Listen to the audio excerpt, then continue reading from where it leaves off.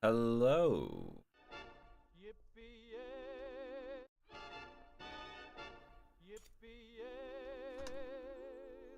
Welcome back.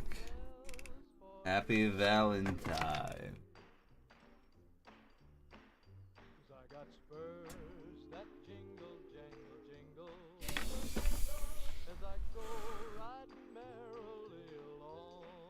Welcome back, folks.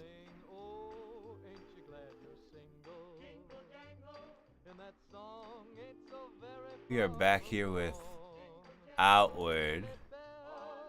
The bells.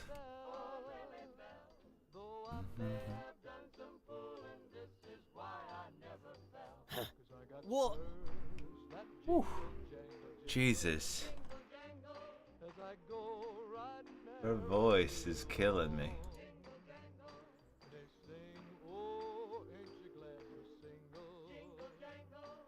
Sage Limdell, right? I've got work for you. I need you to run bodyguard duty for one of our ambassadors. Kirak. He's a diplomat. He's on a diplomatic mission to the city of Berg and Mark. There's a major council meeting happening. And one of the issues being discussed could strike a fatal blow to our kingdom if it goes poorly. We need to make sure that doesn't happen. What's the issue? Listen up. I'll keep this brief. Abyssal used to be a lush and fertile region with several powerful tribes living here.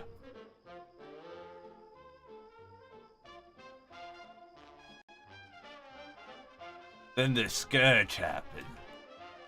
Between every major river being diverted, the Scourge swarm in the region. Well, look outside, you can see the result. To make things worse, one of the beasts attacked the desert, grew to a near gigantic size, the Devourer we called it. The old tribes that lived here before us abandoned the region and feared the thing. You just never ashes her cigarette. It was only 24 years ago when Salax and Simon led an army into the desert to retake it. I was just a refresher recruit at the time.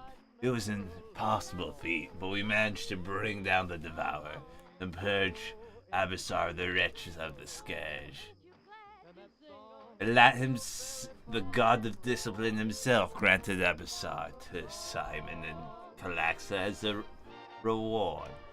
As such, the heroic kingdom has operated outside the Blue Chamber's law since the beginning. The old tribes that fled the region had a problem with that. Now that the region is safe enough to live in, they want control of it again. They refuse to recognize both Lat's decision and the royal family's rule. They've been attacking our soldiers and scouts for years now. I love this song. This is like an all-time favorite. Blue Moon.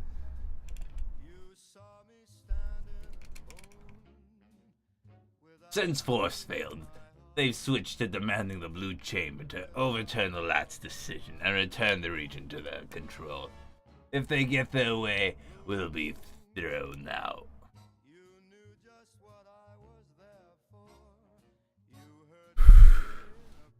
I can't let that happen. What can I do? We've sent Kerouac to Berg to hopefully appeal to the sanity of the collective to make sure this doesn't happen. If you're among his protectors, I'll sleep better at Got night. a job for you. I need you to travel to the Emek Force, get to Berg, make sure nothing happens to Kirok while you're there. If you find him, you'll find him in the biggest building north of the city, the Blue Chamber itself. Stay safe.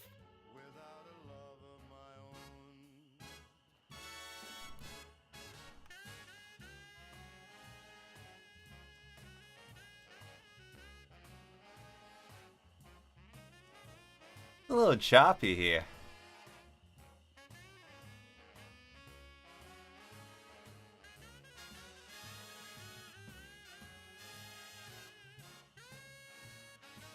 How many do I have? I mean, I have. That is a bit. But I gotta save, you know?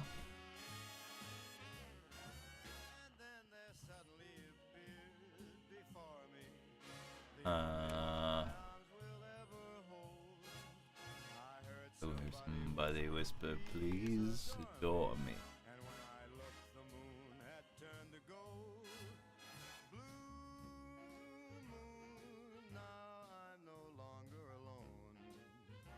I know this game gives a slight New Vegas loner vibe.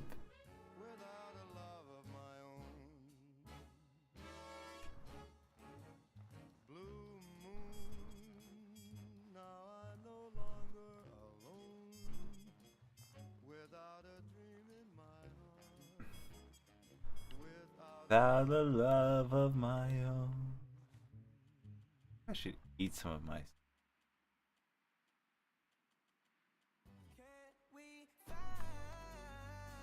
Oh god. Now I actually have to hear the whole ad. Oh. Check out Love Again by the Kid Laroi and other new hot tracks now on Best New. By the Kid Laroi? Oh, come on. We're already on Spotify. You gonna need to advertise yourself. Ugh. Jake from State Farm here to answer your what ifs. Hi, what if a moose rams my car? File a claim on the app. At State Farm, we're there for your what ifs. Like a good neighbor, State Farm is there. Call or go to statefarm.com for a quote today. No matter how big or Oh, that's one thing about this game. There is a lot of running. Can't stop it. easy as 1, 2, 3. 1. Let us know what you want your ad to say and pick out your music. We'll voice and produce it at no extra cost. I've said I've been through the desert with on a horse with no name. Ooh, that's a good one.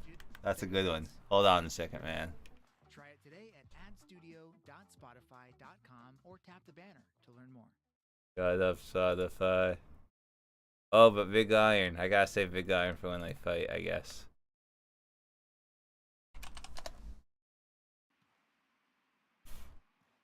Happy Valentine's. I have to ask. Do you guys watch the Super Bowl over there? Is that like a thing at all? How have you been, Salami Army? Horse with no name.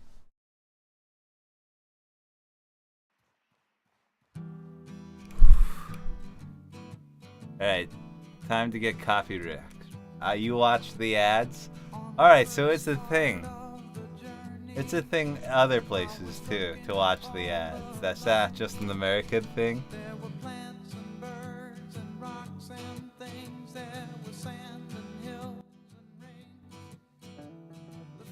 Getting a copyright struck.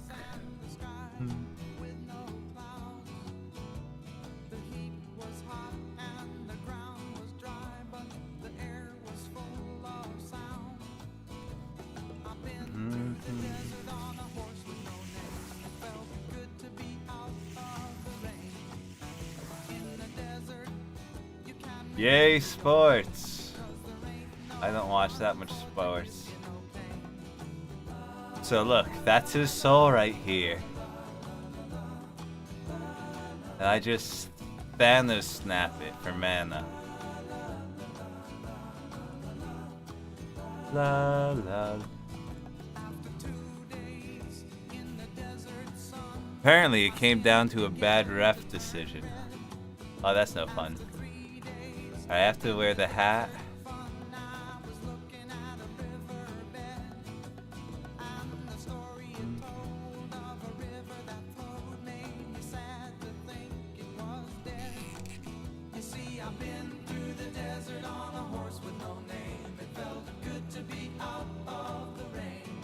Ah, shit, they see me.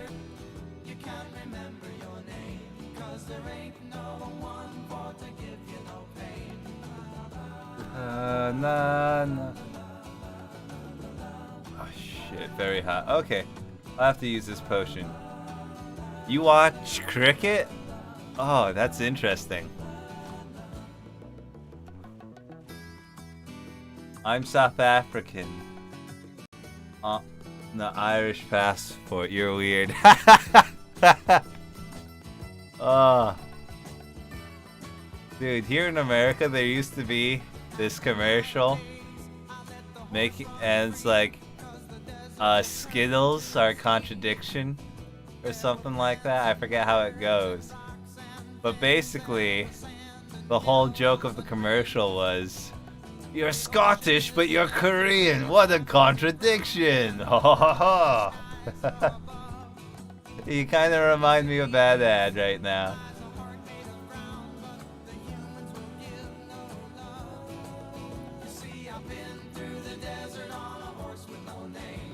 Alright, I have some mushroom bars to make into travel rations. Owie! Owie! Oh, hi! Okay, I'm so sorry. You fucking bastard.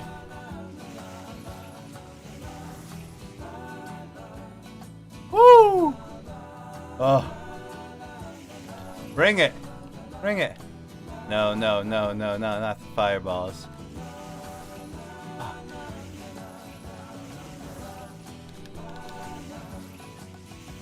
Oh, thank God! Oh, oh, thank God!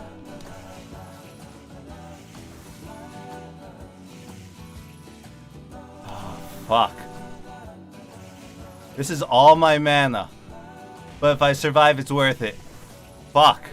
I might not survive. Okay, potion? Oh, God, I don't have potion. Because I just need mana. Mana? Oh, fuck. Woo! That was close. Why is my... Oh. Oh, God. That was scary. That was so scary. Oh, I almost died there. I almost... The fuck is that thing? That thing is some sort of demon that almost killed me. Thank God for healing magic. That's the only reason why I came out on top. Oh.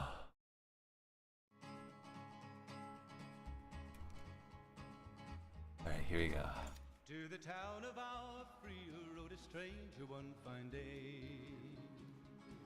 Hardly spoke to folks around him, didn't have too much to say. No one dared to ask his business, no one dared to make a slip. The stranger there among them had a big iron on his hip. Big iron on his hip. It was early in the morning. There's 3 of them. It's not worth it. I'll get hurt. Oh God, I'm so weak right now.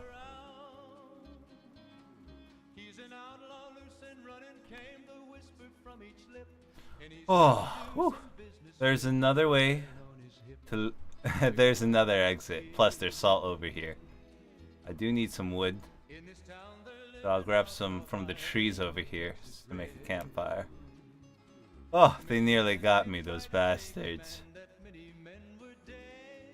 Yeah, that fire demon horse thing. Oh, oh God. Grab the wood. Let's go.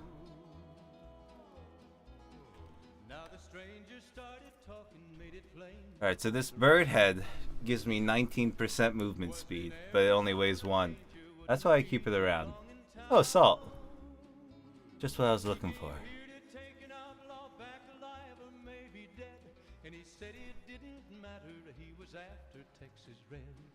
Oh. Well, got out of that catastrophe. That was fucking close. Oh. Did you see? I went down to 1 HP. I could have died there. That could have been game over. Put on the hat. The hat keeps me cooler.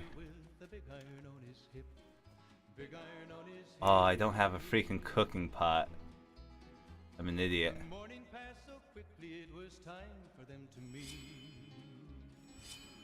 It was 20 past 11 when they walked out in the street. Need one more.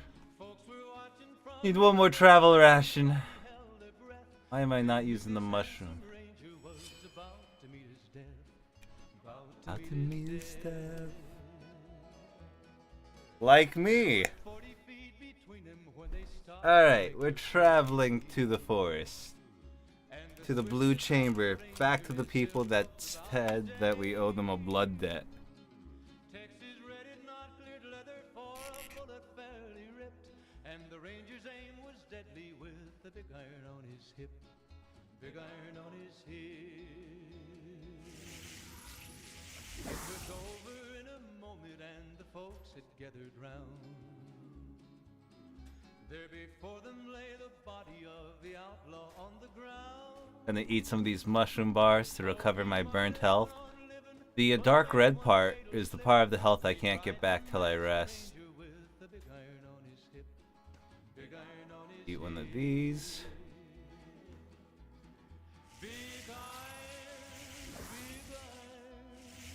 When he tried to match the ranger with the big iron on his hip.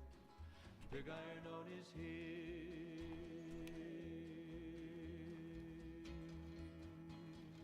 Hello, Mr. Deer.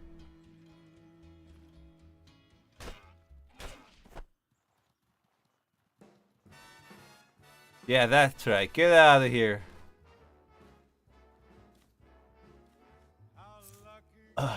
I just wanted their soul. Like the sailor once said, ain't that a kick in the head? Look, more bandits over there.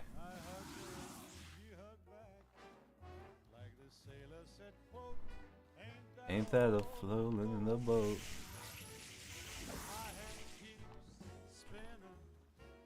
He thinks he's safe.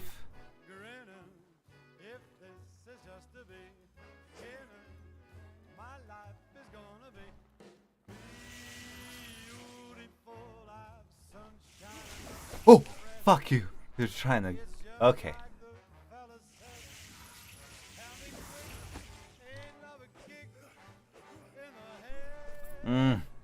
Alright. Bob and weave. You gotta know when to hold them. I should have looked around a bit more. What if he wants to chase me here?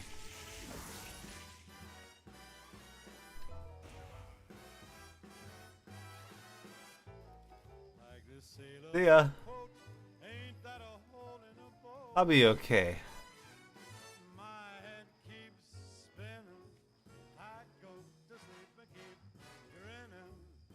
Might as well eat this beef jerky. Oh shit! Ah, I heard the sound. Thank God I heard sound. Damn, they really locked that spot down, those bandits.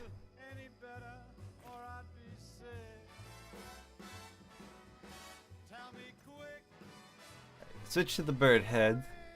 Let's get back to the town. So also in this game, there is no compass or whatnot, so you sort of have to navigate everything. Let's see, I'm going west, northwest, on the trail, so I'm probably going... Hey. 92% of households that start the year with Peloton are still active a year later. No, I'm not. Because of a bike? Not just bikes. We No also way. make treadmills and rowers. Oh, let me This guess. trail... Elite athletes only, right? Nope. It doesn't matter if you're an avid exerciser Yeah. or new to working out. Peloton can help you achieve your I'm fitness over... goals. 92% stick with Oh yeah, I'm over here. That makes sense. Tread or row risk-free with a 30-day home trial. New members only. Not available in remote locations. See additional terms. The town! Oh, thank God, the town! Haley Fest is back, live and in person at the Dolby Theater, March 31st to April. I thought... Tickets are on sale now. Oh, God. A lot of scares. Just at the exit and entrance to areas there.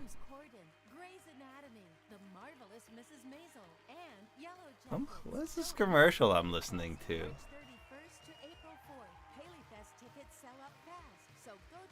Haley Fest. Haley Fest? Huh. How can I help you? Ooh, this song. Happy Valentine's Day, folks.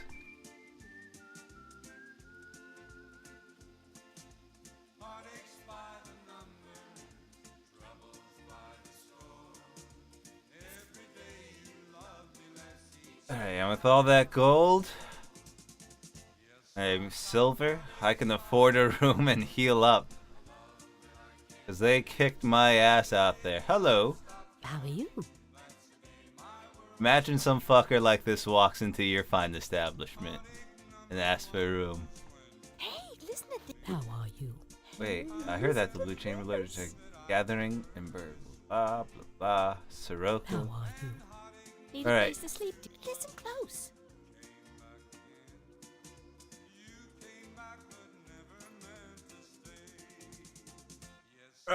Take the backpack off. Rest the shoulders.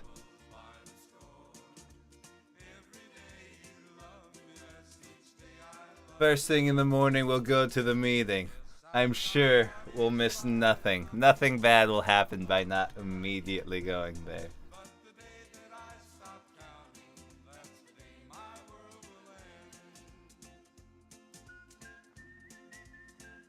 Yep.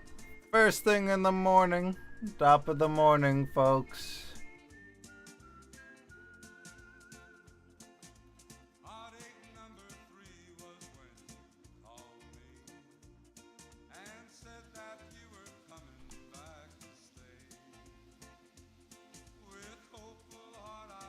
Eat this. Yum, yum, yum.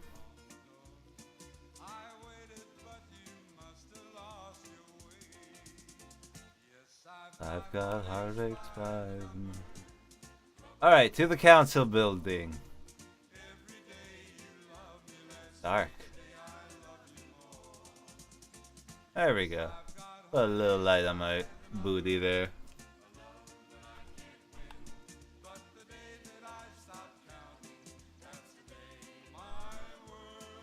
Frame rate really dropped with the rain here. Usually it's pretty smooth. Alright, welcome to the Blue Chamber. Probably put on proper attire for this. Hello? Am I late? Water right here? I mean, I can't drink it. Probably makes sense since people walk in it right here, but... Hey, it's you. I'm glad to see you. Hey there. Krista told me about you. Just behave yourself and we won't have a problem. I understand. Unless we're under attack and you're here to blah, blah, blah. Okay, it doesn't look like you're free, asshole. Whatever. Balthazar. Oh, no. Or both issues. Pay the two tribes in one hand. No. I wish it was the greatest historian. Carve. They must be the ones who were so. They were the ones who said it. I'm shocked they haven't arrived. This is unacceptable.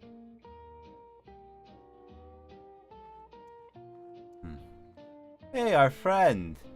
And she's missing her arms now. Sweet. What? I wasn't expecting. Yeah, Ollie, what happened to you? I really don't want to talk about it. Look pretty godly, though. Elat isn't quite what I thought he would be. Ah, so Severn God isn't all it's cracked up to be. Alright, these are Elat's people. Cool. This will not I don't understand stand. why the collective seems claims that off. Blah. No way. When will the vote start? Olaf. You mean, was there something before? Good decisions will take time and discussions, that sounds. Not happening. Oh, okay. No, not this time. The decision is clear. Allah gave away what he had right to.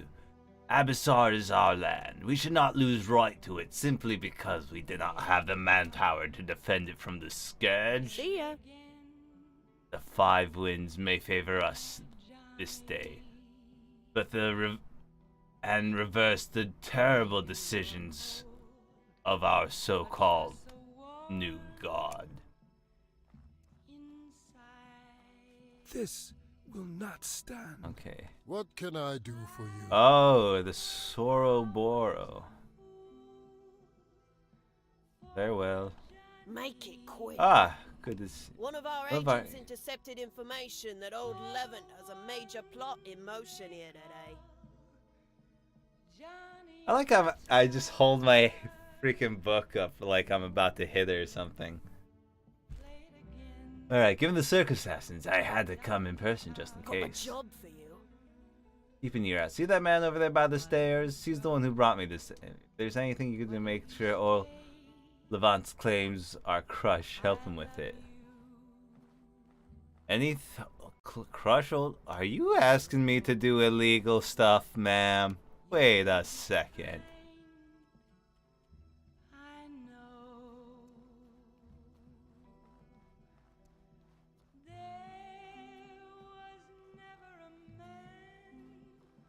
You must be the one Chelena talked about, or whatever her name is. Don't make me hit you with this book. Damn, you're actually pretty damn tall. Holy moly. What now? You're one of the mercenaries Serena hired, right? Listen, I have some juicy information. Old Levant's claims there's something in the archives that will convince the rest of the Chamber Lords in a heartbeat. I think it's our best chance at preventing what happened. I think our best chance at preventing that from happening is to get in there and find the information first. If we know what to expect, we can counter their point before they even make it. Now, how do you plan to get in there without anyone noticing? Only one watching the place is the Holy Mission Champion, and I can see him leaving the place to take care of something outside the city as we speak. No one will notice us if we poke around the archives and get a head start. What do you mean, we? This sounds like a terrible idea. Yeah. I don't know, man. You're asking me to do illegal stuff at this meeting of powers here. I don't know, not unless the big boss tells me. What do you mean, we? Someone's about to get it.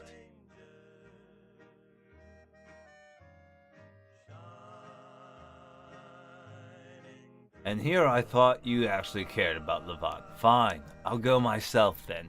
If you're not going to help, then get out of our way. Why don't you get yourself a drink in the end? On me. No. This sounds... No. I'm gonna leave my... The boss is gone.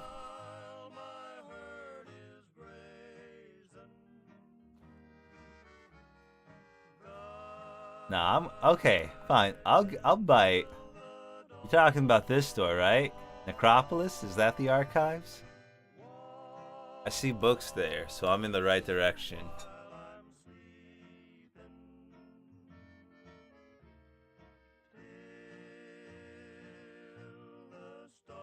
Turn off the light, though. You never know what's down here.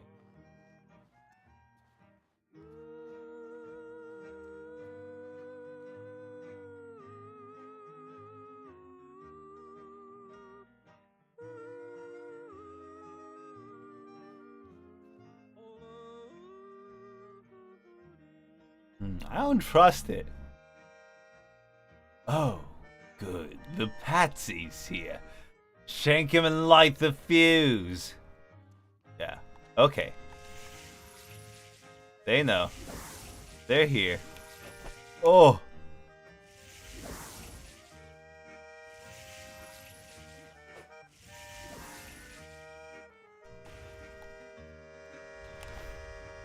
Okay, I did use that prematurely. Oh shit, oh shit, oh shit, oh shit. Oh, fuck, I'm just gonna do the coward way. I don't want to die. Oh. Bring it, bitch.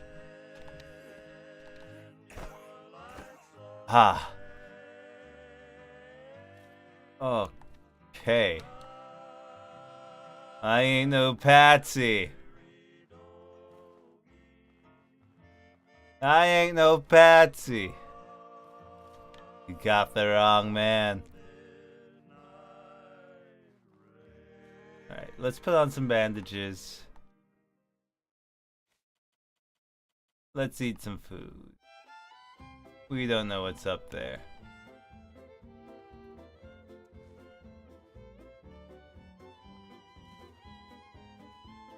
Your first priority is the destruction of the archives room under the blue chamber. If you cannot ensure the complete destruction of the room, at least ensure that it will be inaccessible for as much time as possible. Likewise, Alda, the ambassador representing Olivant is to be killed on sight. Use as much ammunition as you need. She must not survive this meeting. If possible, capture and question the blue chamber historian. If he shows any sign of supporting Old Levant's position, kill him. Use the caves within the old burial grounds. There are plenty of animals that will make short work of any evidence he needs to be disposed of. If the opportunity arises to kidnap the Chamber Lord, do so. Hold them for ransom, but do not kill them unless it's absolutely necessary. The old cabinet in the buried woods is south of the equipped and prepared for such an event. If all goes well, you'll have the opportunity to capture Kirok as well. Do so. He is to be kept alive at all costs. Once war has been declared, he is to be returned home unharmed. Be warned, Gabriella Sullivan is the suspected member of the Cryptica? The killer who opposed the Lich of the Red Moon. Okay, the Lich of the Red Moon. She will likely be forewarned by the ancestral memories that an attack is coming. Gabriella may possess powerful magic, and her control over the artifact of memories gives her a great edge. Avoid her if possible and focus on the objective. If confirmation is unavoidable, use overwhelming force. All messages are to go through Commander Mantis at his forest camp to the south of Emmerich, near the stone steps. After his departure, all agents are to stick to their instruction to the letter.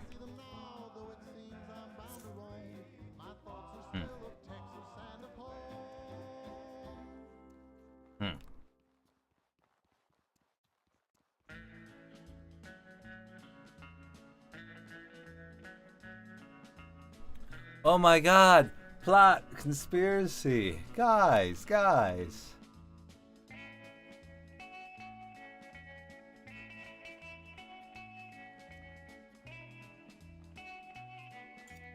Wait. Music change time. I know just what song to play.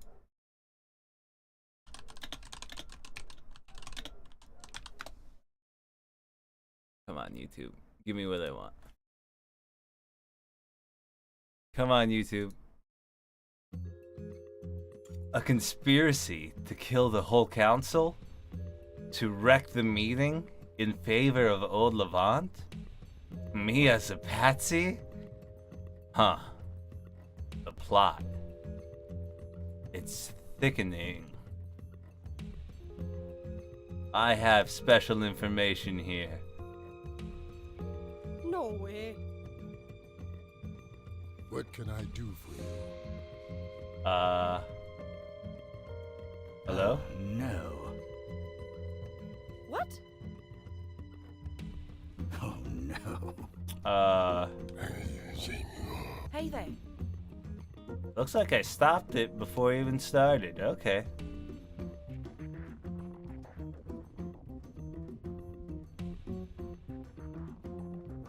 Then, I'll have to make sure the meeting goes according to plan.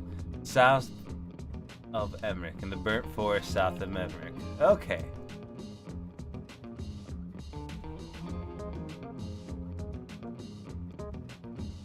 A night mission, all the more all the more fitting. Do some quick shopping for their trip, and then we're off. Bird mass. How can I help you?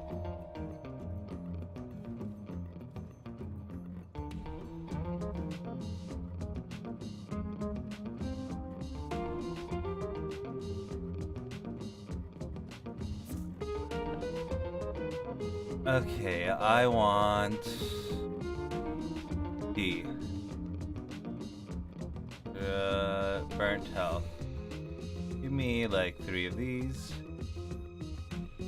4 of these, 2 of these. Damn, tea's expensive. Let's go. Okay, I lied. One more thing.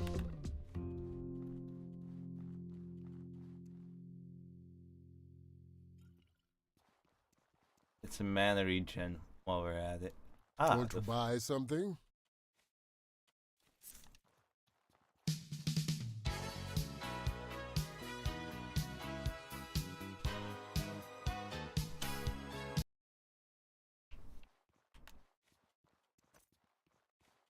Alright, let me eat this beef jerky to heal some food.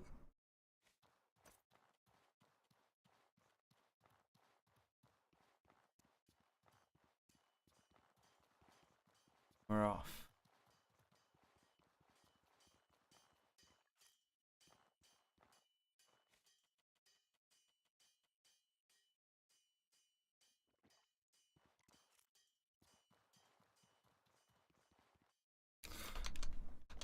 Alright, while that's going on,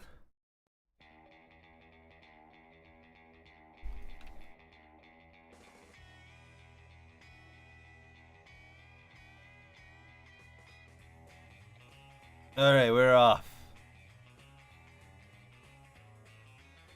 So to the south, we're right here, going across this bridge. Huge burning tree, bandit camp. Convenient that the bandits have their camp in such a well-known location. Speaking of bandits, is that who I think it is?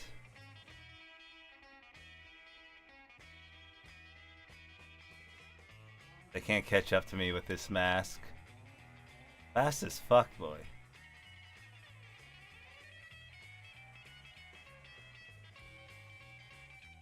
Alright, there's the other bridge where...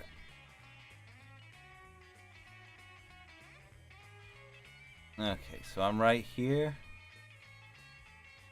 If I could just head straight down, that'll be it. That grass popped out of nowhere and scared the fuck out of me. I thought it was spikes about to kill me.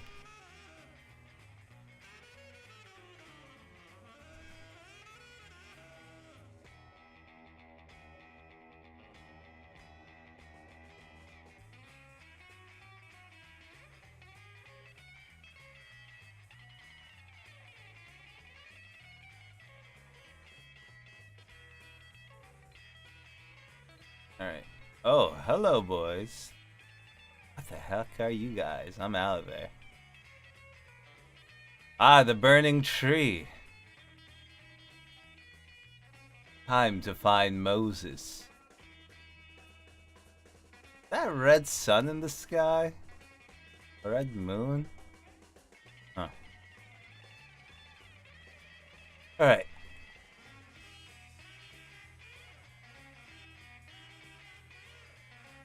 Time to put on some buffs. Drink some wine.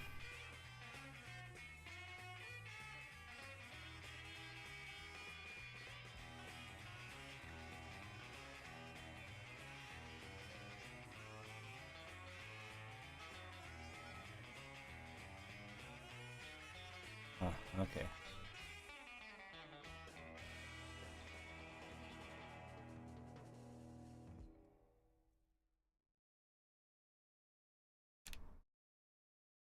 All right.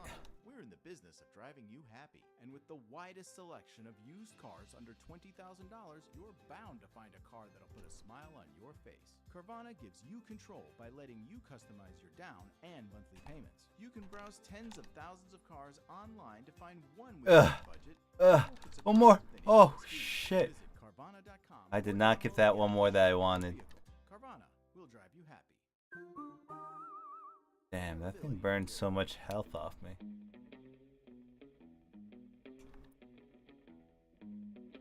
Alright, we'll just bandage that up real quick. Pretend like that didn't happen.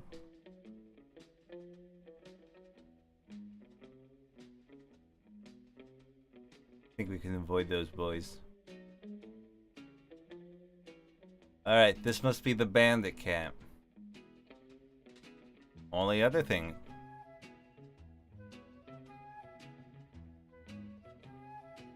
I'm gonna take care of this guy here.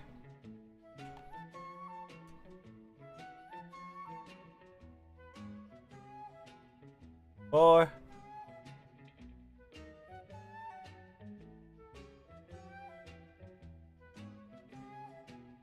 Where is this thing? I could have sworn I saw another thing.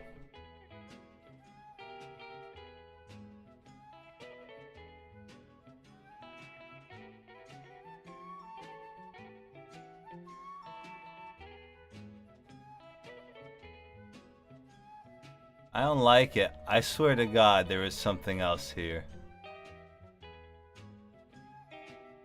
There it is.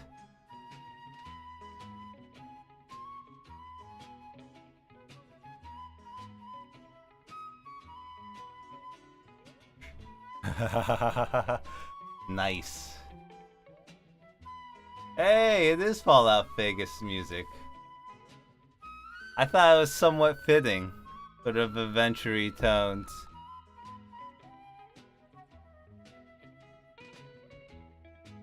Someone's coming in if they're not one of ours. Okay. Well. Hi.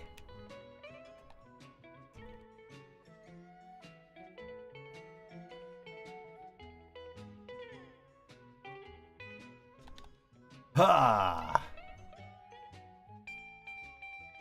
Don't mess with my magic sword when I buff up. I will wreck your day. Okay. Can you see their soul?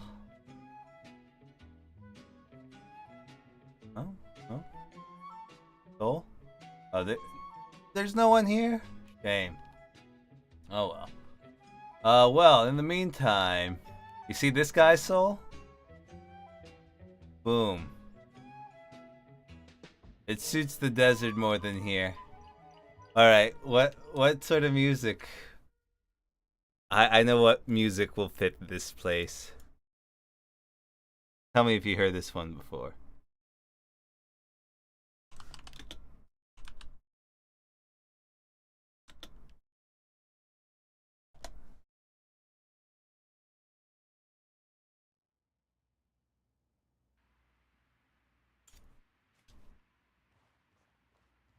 You're walking in the woods. There's no one around and your phone is dead. Out of the corner of your eye, you spot him. He's following you, about 30 feet back. He gets down on all fours and breaks into a sprint. He's gaining on you. Shia LaBeouf. Hawk. You're looking for You're the commander. You're all turned around. He's almost upon you now, and you can see there's blood on his face. My God, there's blood everywhere. Is this place Hogwarts? No, I didn't join Hogwarts in this run. I'll show you where Hogwarts is later.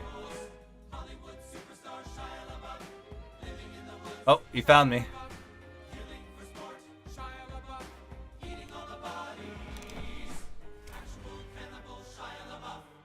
Now it's Come on, hit dark, me. And you seem to have lost him. Okay. But you're hopelessly lost yourself. Stranded Oh. with a murderer. You creep Sweet. silently through the underbrush. Aha! In the distance, a small cottage with a light. Yeah.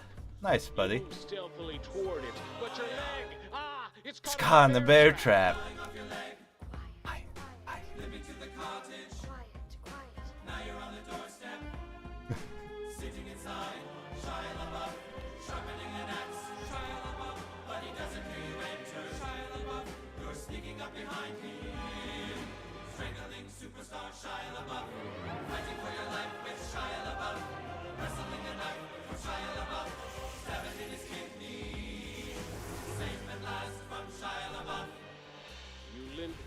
the dark Shoot. woods, blood oozing from your stumped leg. You've beaten Shia LaBeouf. Wait, he isn't dead. Shy surprise, there's a gun to your head, and death in his eyes, but you can do jujitsu. Body slam superstar Shia LaBeouf. Legendary fight with Shia LaBeouf. Normal Tuesday night for Shia LaBeouf. You try to swing an axe at Shia LaBeouf, but blood is raining fast from your stumped leg. He's dodging every swipe. He parries to the left. You counter to the right. You catch him in the neck. You're chopping off his head now. You have just decapitated Shia LaBeouf. His head topples to the floor, expressionless. You fall to your knees and catch your breath. You're finally safe from Shia LaBeouf. Oh, I kind of don't want to go into the woods now.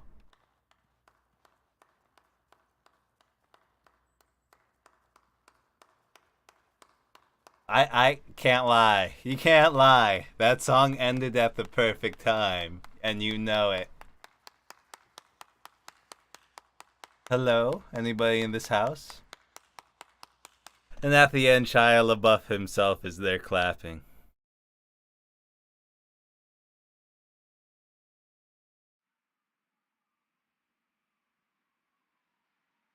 Hello. Yum yum yum yum yum yum. This guy's stuff? Mine. Ooh. Got a living wood axe. I won't ever use it, but I'll hold it, because it gives me 10% less mana when it's in my hand.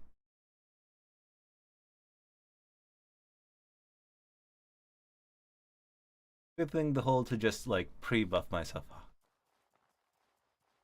That spirit there. I'm not used to having the spirit by my side.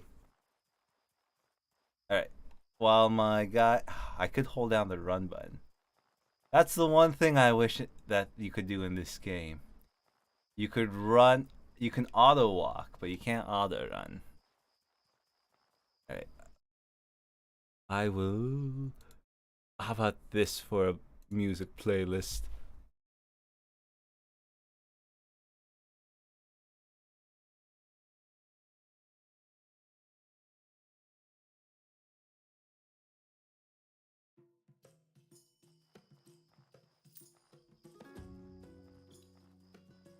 Huh?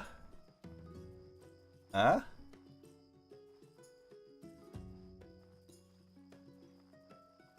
Go this way.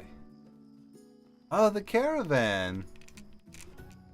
The Soroborian trader. Hello! Greetings, friend. Take all this junk I just killed off those guys trying to usurp the throne and whatnot. Ability potion. I'll learn how to make those. Traps are for the weak, I say as I lay a whole bunch of magic traps. Thirsty. My lantern's almost burnt out too. That's okay.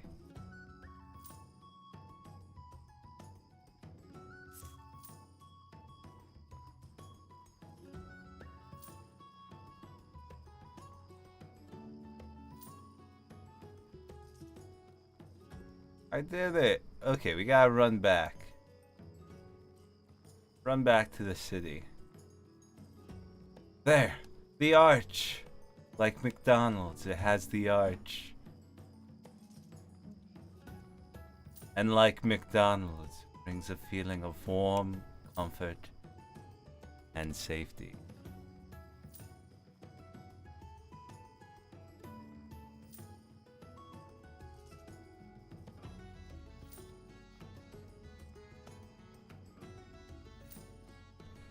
Hello.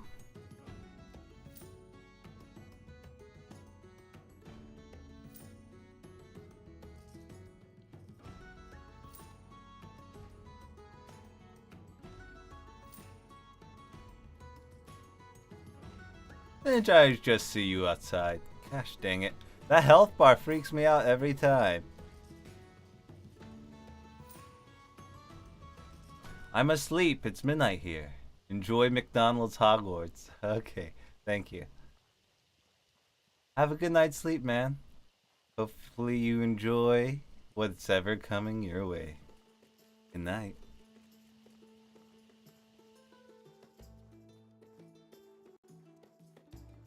That's nice that Salami Army came by to say hi.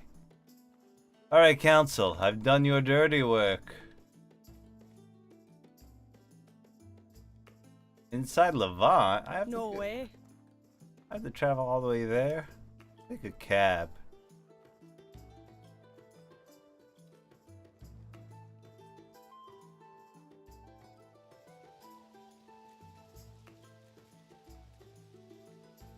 Alright, taxi.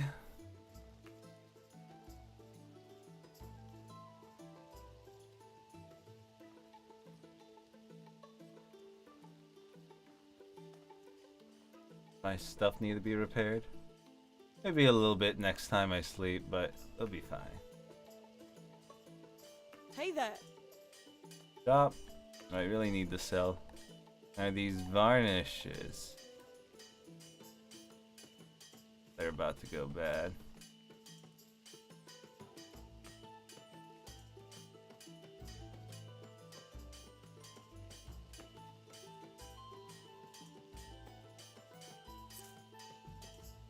That'll give me enough money to, more than enough actually, This buy worries me.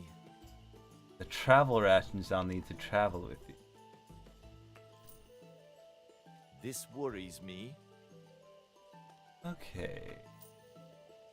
I did not confirm the payment last. Let's learn this recipe. I wish when you had it like this, you could see what the recipe This was. worries me. I want to travel with you. Yes. Take me back to my home, Levant. Damn. Yes. Not This worries me. everything worries you, my dude. Just relax a little. You'll be cool. You'll be good.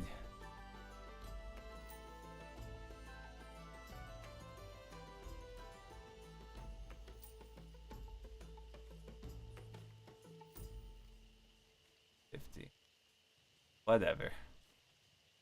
I want my sapphire back. Give me that shit.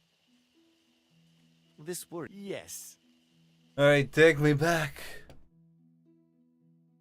Take me back to Levant.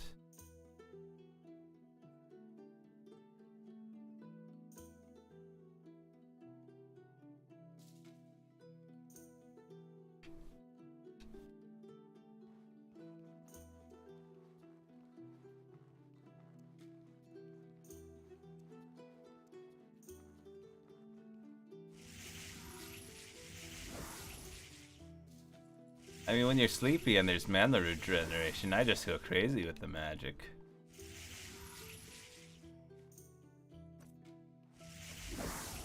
Why not?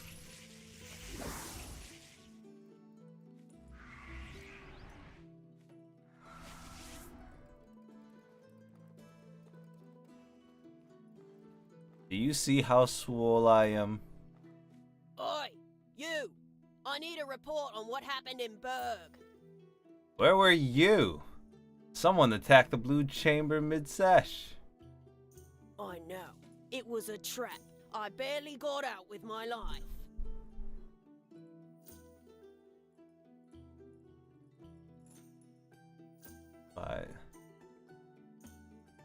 What do you mean, the murder of old Levant's ambassador? Not on your life. Their ambassador was found strangled in her bed after a declaration of war was made. The Chamber Lords are accusing Levant of planning the attempted bombing and me for the murder. I wasn't even in Berg that night. The Blue Chamber has already sent us a declaration of war because of this mess. Even though I almost prevented the entire attack? Yeah, bro, I did all that work. This, needs thinking about. There's people in the Blue Chamber Collective who wanted to put us in our place for a long time now. I'm not surprised they're being unreasonable. They could even be behind the attack. I was able to find the attacker's base of operation. The people inside seem to have been soldiers from Levant. We may have been infiltrated. Damn it all. I'm gonna get to the bottom of this. Alright. You're far craftier than you look, Sage Limdal. You were a great help here. Here, I'll pay with a small bonus This, on top. needs thinking about.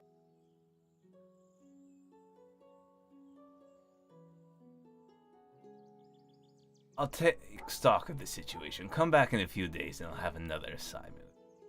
The desert rumbles with the sound of war. Alright, sweet.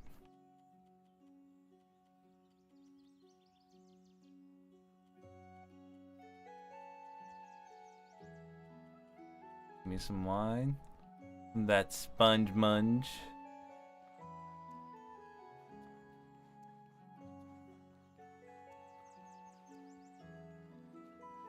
In the meantime, what else can I do in 3 days? Farewell. You're always waiting on that shipment. Mr. Baron-sama, Listen. why can't you Oh, play boy. with me?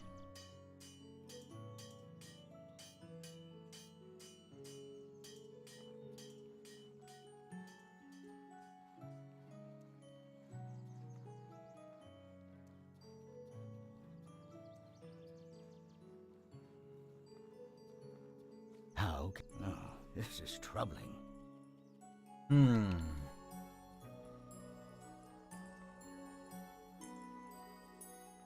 Alright, let's see. Maybe I can go to the bar. It's the latest down low. Usually people have things to say there.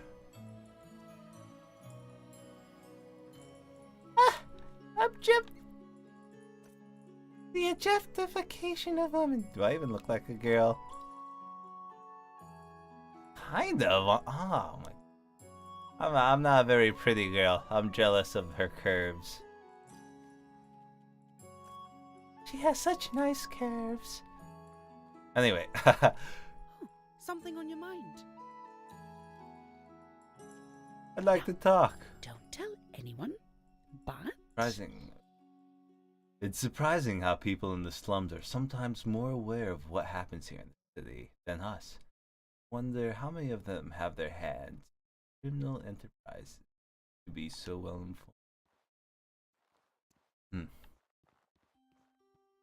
Well.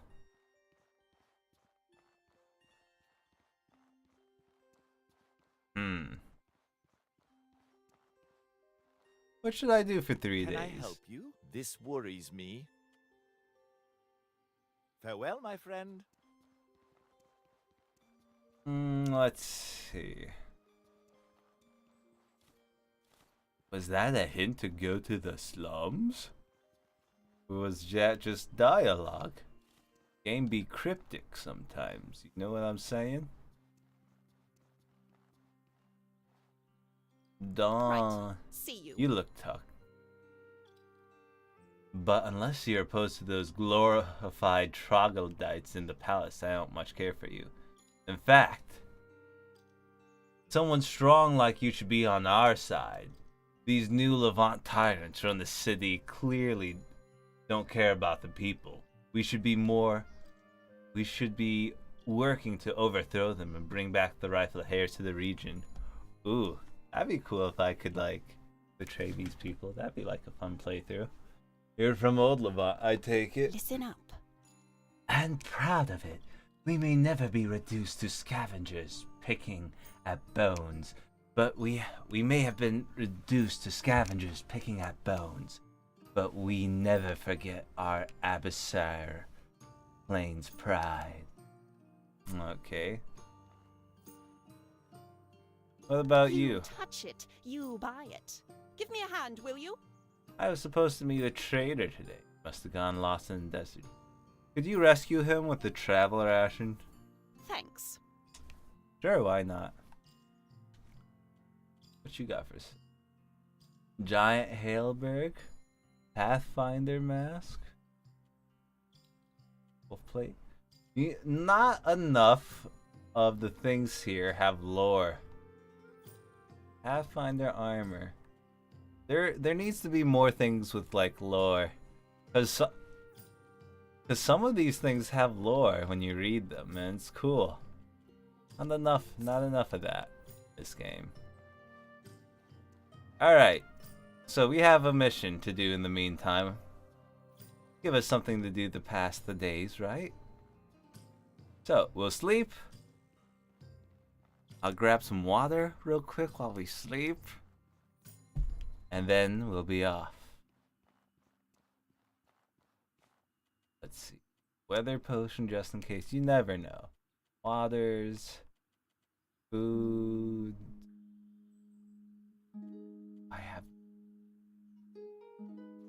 I use meat with the jeweled meat. Make that special speed dish. You know what I'm talking about, right, folks? Can I help you? This worries me. I even have the recipe for that. Oh, it's so expensive and I don't want to break any of my gold. Because I'm greedy like that. Okay. We'll be fine. We'll grab a few pieces of bread. Make our own cactus pies. This is a, This worries me.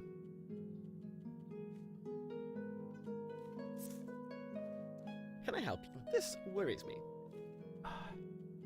Yeah, do I have to break something down? Alright, I don't need that many antidotes. Especially if I'm not in the poison spot. Okay, so one of these. Boom. And I have salt.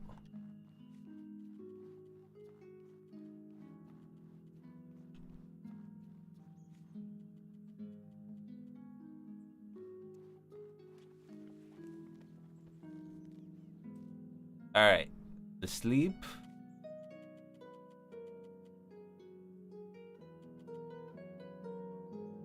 I really don't need to sleep that long. That's just gonna reduce my stamina. I can sleep for what? 4 or 5 hours? Repair for 2. Alright, I'm gonna get some food. Not food, get some water.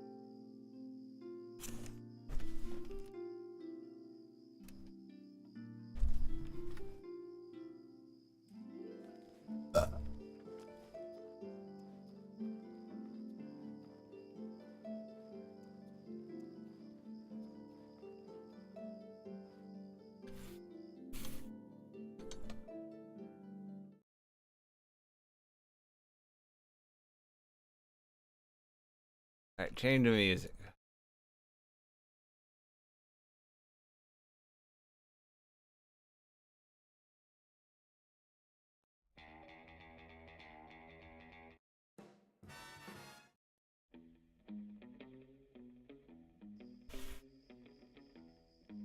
Alright. The trader's life is on the line. I left him out in the sun all night. He should be nice and crisp for us today. We'll take one of these.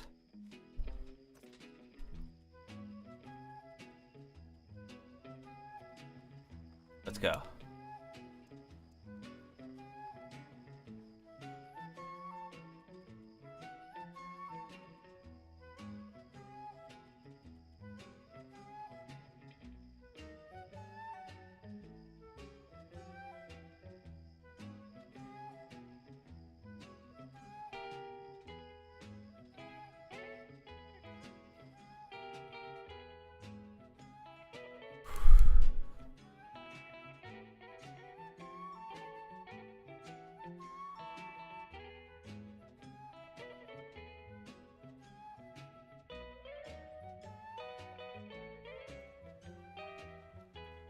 Alright, off to our desert incursion.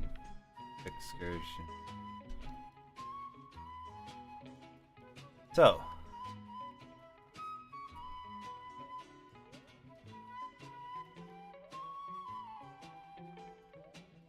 He could be anywhere. Let's find him.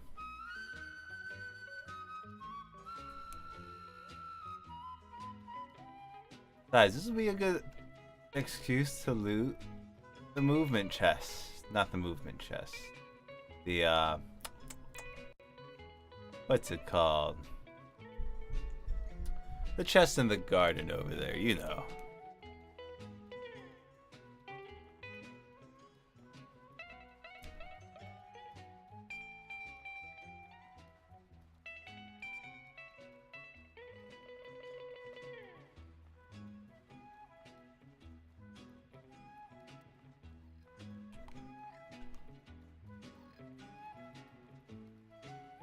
Can I push you to go that way? Yes. Aha! Big brain.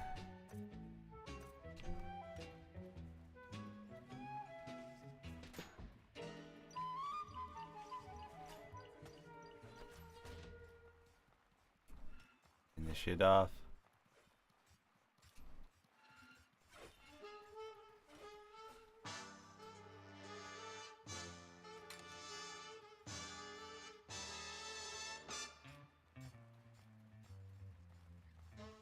What? He's still alive? Get him, boys.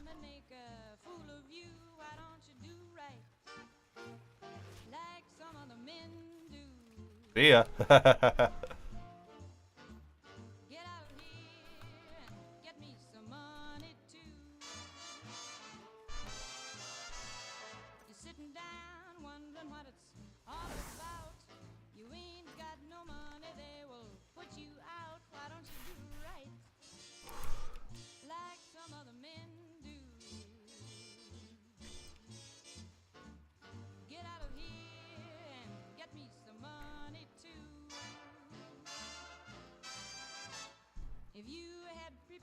Ooh, the wind temple right there.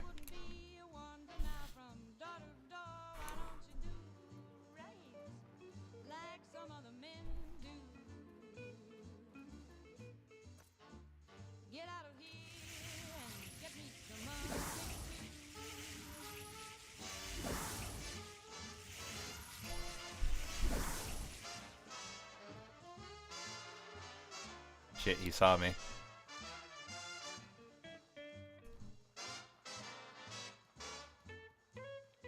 Activate the temple.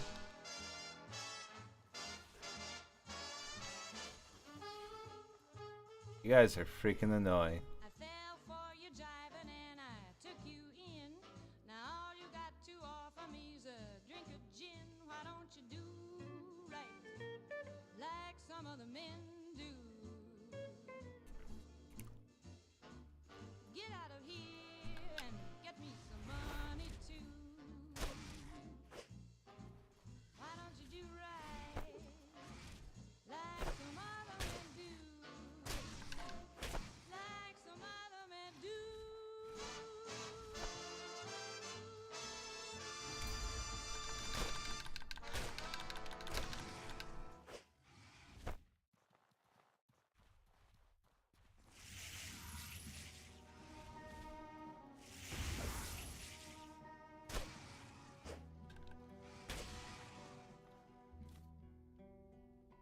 Play it again, Johnny. Oh, hell yeah.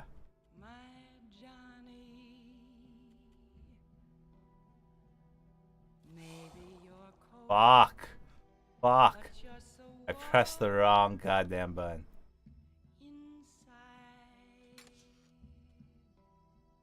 Whoa, what?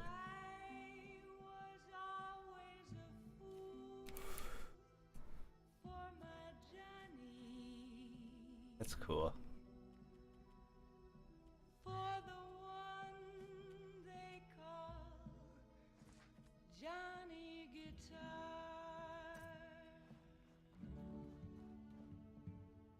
Play it again. Johnny Guitar. What if you go? What if you stay? I love you. What if you're cool? You can be kind. I know.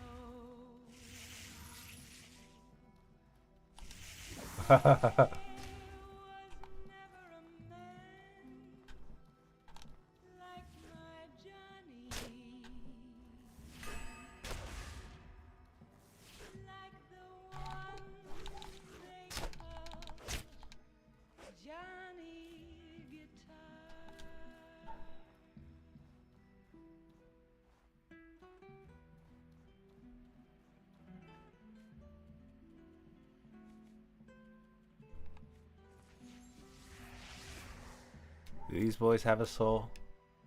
Nope.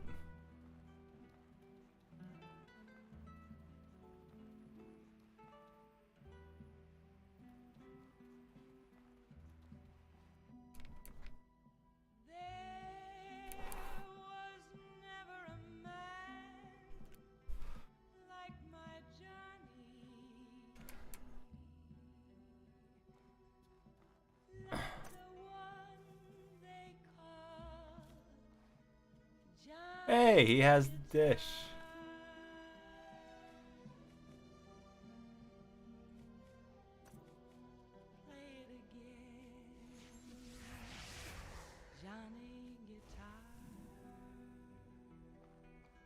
Oh god, I'm a fucking idiot. Please let me cast it.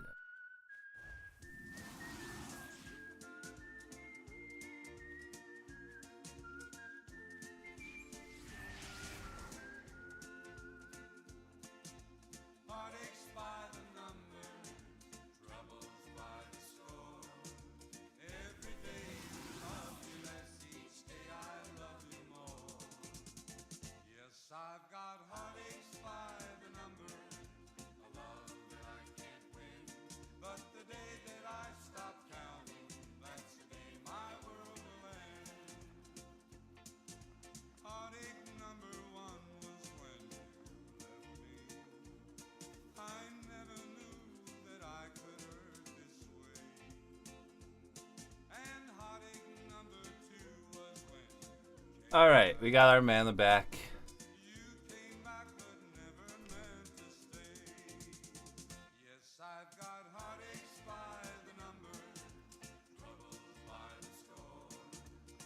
Every day you love me less.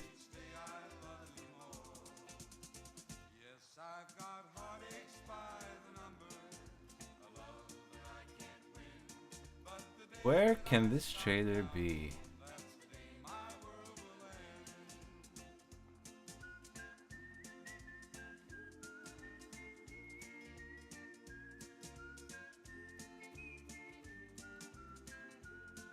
Is that Cold Moon? There we go.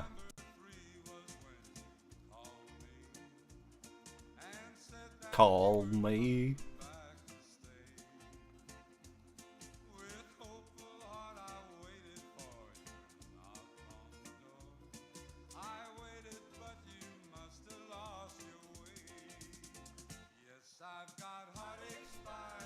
The way how he says called me reminds me of this one skit on the internet.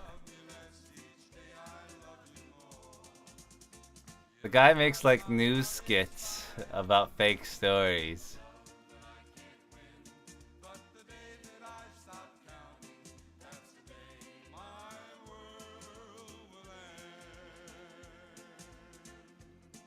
Where could this trader be? That don't look like no trader over there. I'll say that. At Carvana, we're in the business of driving you happy. And it's safe to say, getting paid on the spot can make people pretty happy. Yep, Carvana will give you a real offer on your Wow. in minutes. Carvana. Carvana will pick it up and pay you on the spot. Carvana has purchased over 1 million cars from happy customers. Whoa, they purchased over 1,000,000,000,000 cars. Offer on your vehicle in minutes. Carvana will drive you happy.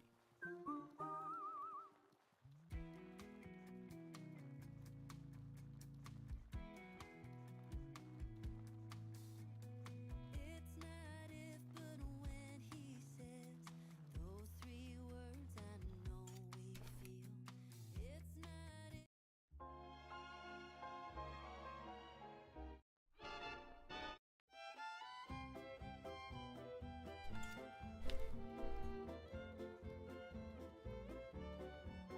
Oh god, I'm not gonna be able to see shit with this.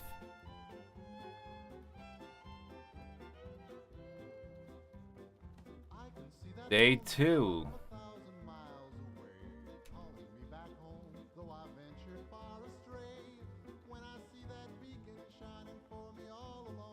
That bird, or is that something over there? Those are rocks.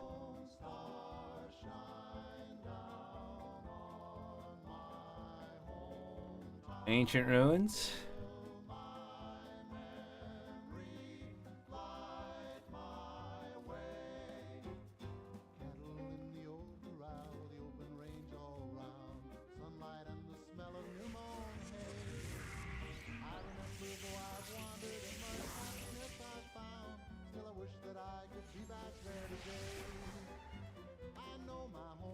It's waiting for me by the river.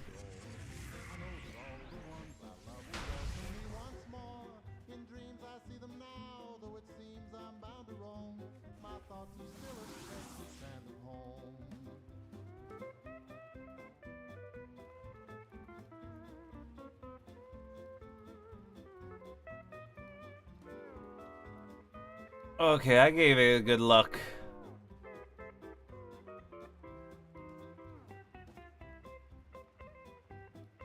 Where could this merchant be?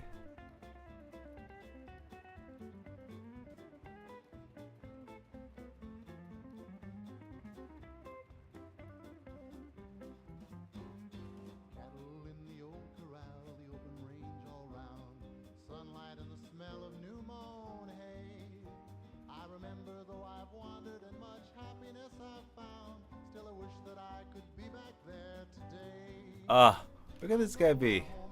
Waiting for me by the river.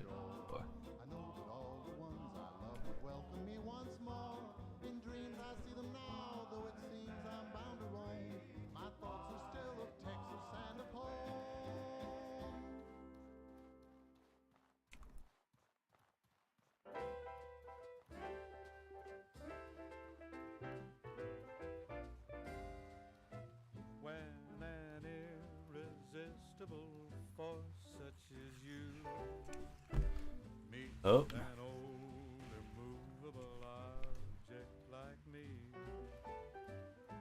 you can bet just as sure as you live, something's gotta give, something's gotta give, something's gotta give. Okay. We'll check one more location. Irrepressible smile such as yours warms an old implacable heart such as mine. Don't say no, 'cause I insist. Somewhere, somehow, someone's gonna get kissed. So on guard, who knows what the fates have in store from their vast, mysterious sky. I'll try hard. Hello? Those lips I adore. But how long can anyone try? Fight, fight, fight, fight it with all of our might. Merchant, are you here? Chances are some heavenly star-spangled night we'll find out as sure as we live. Something's gotta give, something's gotta give, something's gotta give.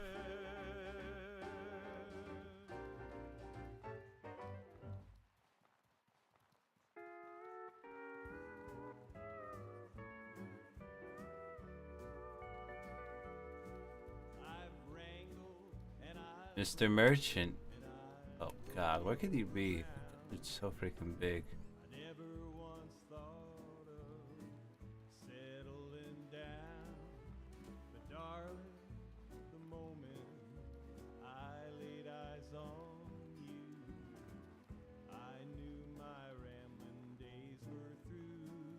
That is another exit.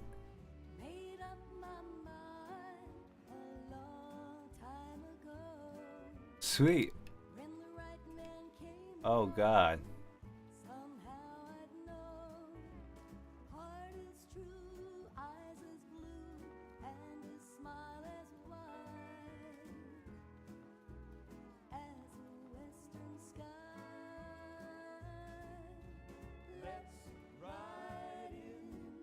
Yes, yes, yes. No, no, no, no, no, no, no. Oh, yes.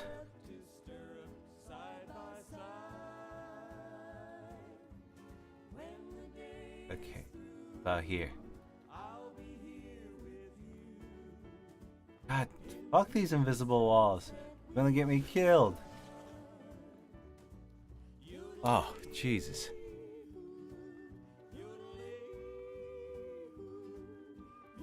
Did I win yet? No, I have joined the Heroic Kingdom faction. Whew. Just take some shelter here. How are you doing today? Yes, I have joined the Heroic Kingdom faction. I have made myself into a wizard knight thing.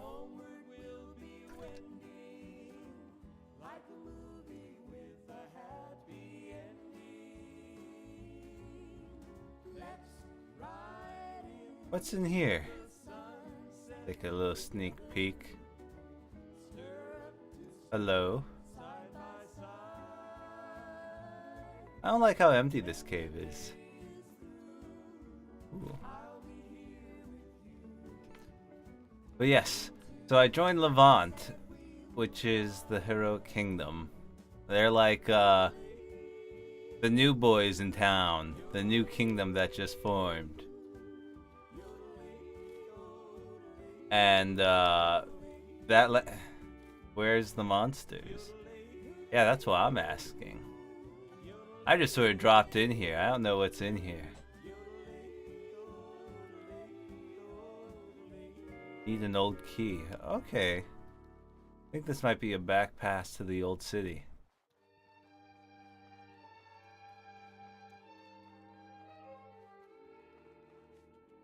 Let's eat some food and get out of here.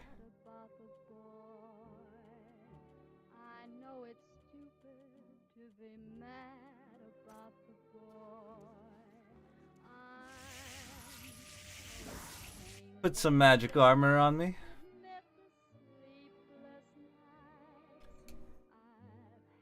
But yes, I stopped an assassination attempt at a council meeting,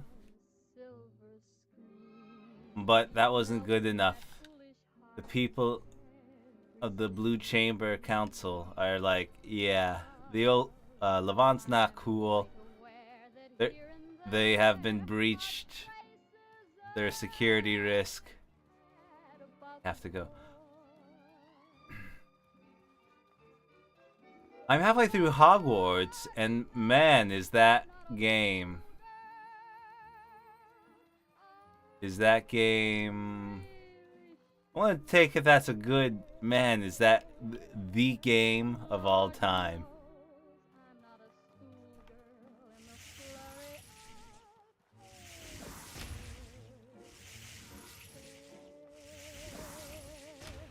Stupid things. I got mana to spare.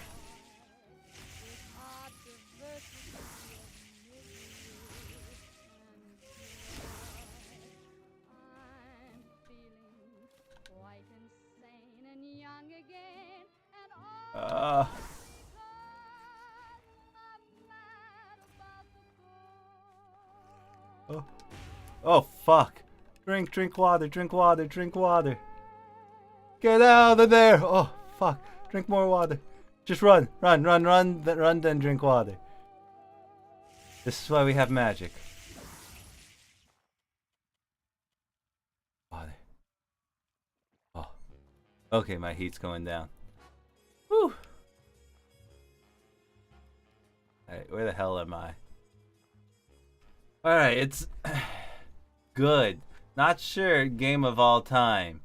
It's not Skyrim replayable. It's more one and done. 40 to 60 hours.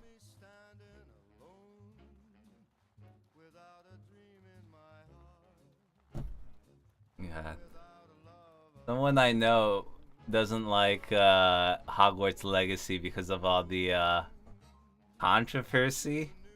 What, like, all the controversy I saw.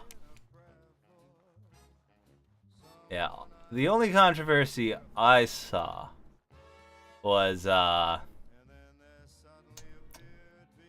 nothing. Sorry, I got a text and I lost my train of thought there. But yeah, I don't get the controversy there. There's no controversy, exactly. Oh, did you hear about Ohio, Girl Guts? Did you hear what happened there? With the chemicals?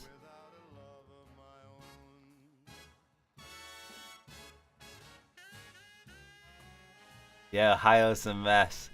Chernobyl 2, the electric boogaloo.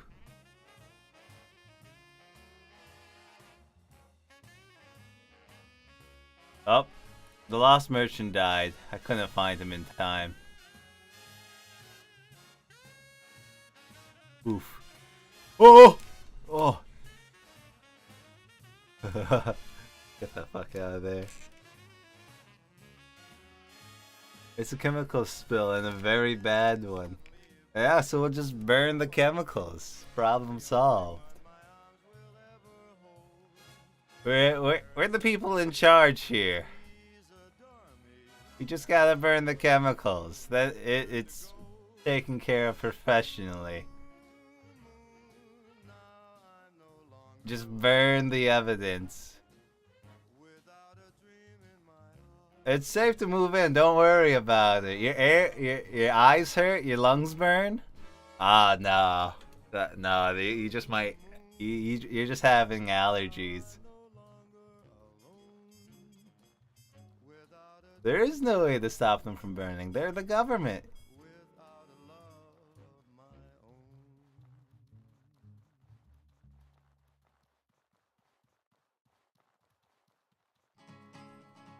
Trust the government. To the town of our free rode a stranger one fine day. But Spoke to folks around him, didn't have to. They're saying it's safe to burn, and the best way to take care of that is through burning it. Business, no one dared to make a slip. The stranger there among them had a big iron on his hip. All the fishes being turned up and whatnot. It was early in the morning. Can I help? This worries me. He came riding from the south side. You on Discord? I can be. I am merely a click away.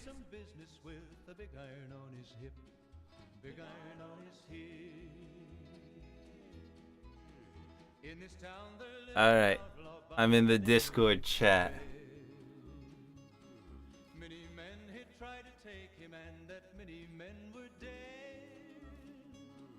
He was vicious and a killer, though a youth of 24, and the notches on his pistol numbered 1. How do I call on that? Oh, well, you can click me and call if you're in. I'm pretty sure you're in the channel. If you just click on the Pick Me Campfire, it should just send you in there automatically. You can also click on me, right click, and then there should be an option to call me. That works too.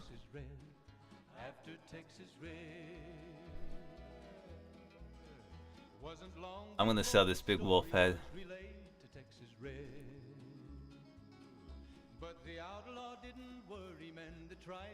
I did not save that merchant whatsoever. 20 men had tried to take him, 20 men had made a slip. 21 would be the ranger with. Big iron on his hip. Big iron on his hip. You got it, Can I squirrel help? This worries brain. me. Use that squirrel brain. This worry. Curious. Can you lend me a hand? It was 20 past Here, a 11 gift. when they walked out in the street. It says you're alone. Oh, you called me. Okay.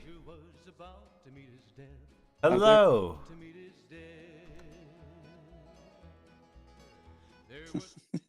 I'm behind Howdy. on the time. It's okay. The only way you know is through use and repetition, right? Yeah, I mean this isn't something I use very often. Welcome to the gamer nation. So what's up? What's up? What chemicals are they burning? Because there are some chemicals that if you burn, they become kind of like harmless. I mean, it's not good to burn them, obviously, but there are ones that you would rather burn than clean up the ground with. All right, let me look up the article. Because I didn't know that they had released the chemicals. They usually won't tell you the chemicals on that stuff, right?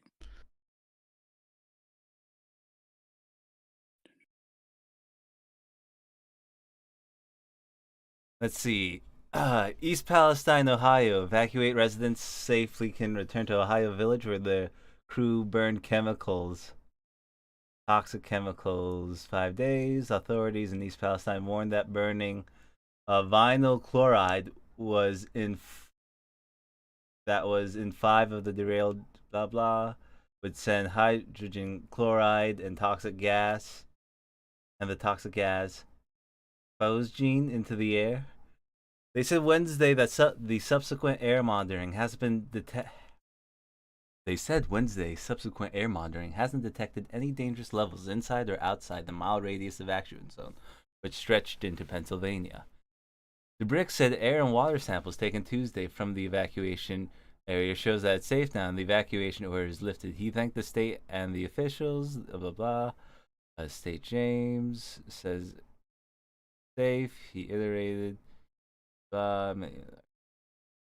left, blah, blah, blah, blah.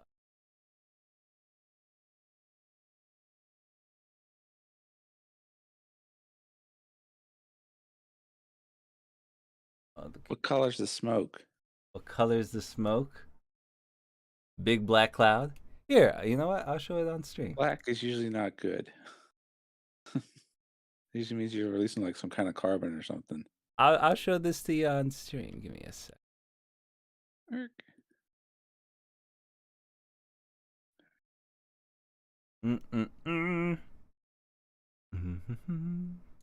Window capture? And I wonder if it's because some chemicals you have to put down like fertilizer or whatever. Not fertilizer. What do you call it? What's the byproduct from clay? Like kitty litter. Like you'd have to actually cover it with kitty litter, soak it up, kind of thing, and then dispose of it or whatever. Other chemicals, it's better to burn, and just because it breaks down, the burning process breaks down the chemical from a dangerous format into something that's more. It's not good. It's just safer. Okay, that's not black. That's like a white gray smoke. Yes. So whatever they're burning, they're breaking it down. But I wouldn't want to go and breathe it. They should have everybody evacuated from the area, I would think, right? They're telling people go back in town. They're telling people to go back in town. They're done burning. No, wait. They say those just outside the evacuation zone and have been urged to stay indoors. Yeah, so they're not letting people back in. They're still in evacuation zone. What? They said that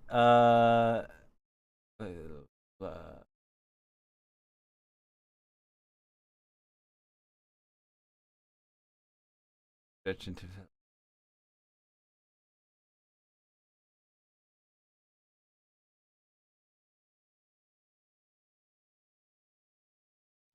Oh, okay. I misread it then.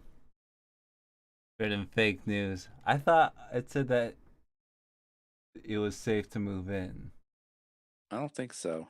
I think they're saying even if you're outside the evacuation zone and stay indoors, that's pretty And the other thing too is like all these articles, the way they write them with these AI systems, you don't know what the flow of the facts is. There's no timeline, you know. Yeah. That's what drives me And nuts. it's a narrative. It's not really Yeah, it's like they factual. update it and they keep changing it, and it's like here's little bits of it, but there's no like they need to have like a timeline of what they're saying because it's Uh, never. and That's the problem with our inform our news system these readers? days. They do What? too quick. Well, you know, But I saw like yesterday's old that news. YouTube video where the guy's like, "Oh, they're not even telling us that they've let off a nuclear bomb." Wait, well, there's a YouTube video saying that? That's crazy. Yeah, I know. Like I was like, "What the hell's wrong with these people?" And that's what I thought you were talking about. What? No. No. I just was making a dumb joke. Yeah, I mean, chemical. That's the thing is like if there are certain signs that you will pass. Like if you see a truck, you know that's transporting chemicals. There's certain signs on those trucks, right? And it's wild because some of those signs mean basically if something happens to this truck, there's nobody around that's going to be left around, right? And people just drive on past these trucks like wild animals or whatever, and they don't think anything Our about it. situation is getting the worst of these Those hazard signs actually corsairs, mean as they stuff. call themselves. And it's like I try to stay away from any trucks with chemicals on the road because I Yeah. don't want to be in the blast radius.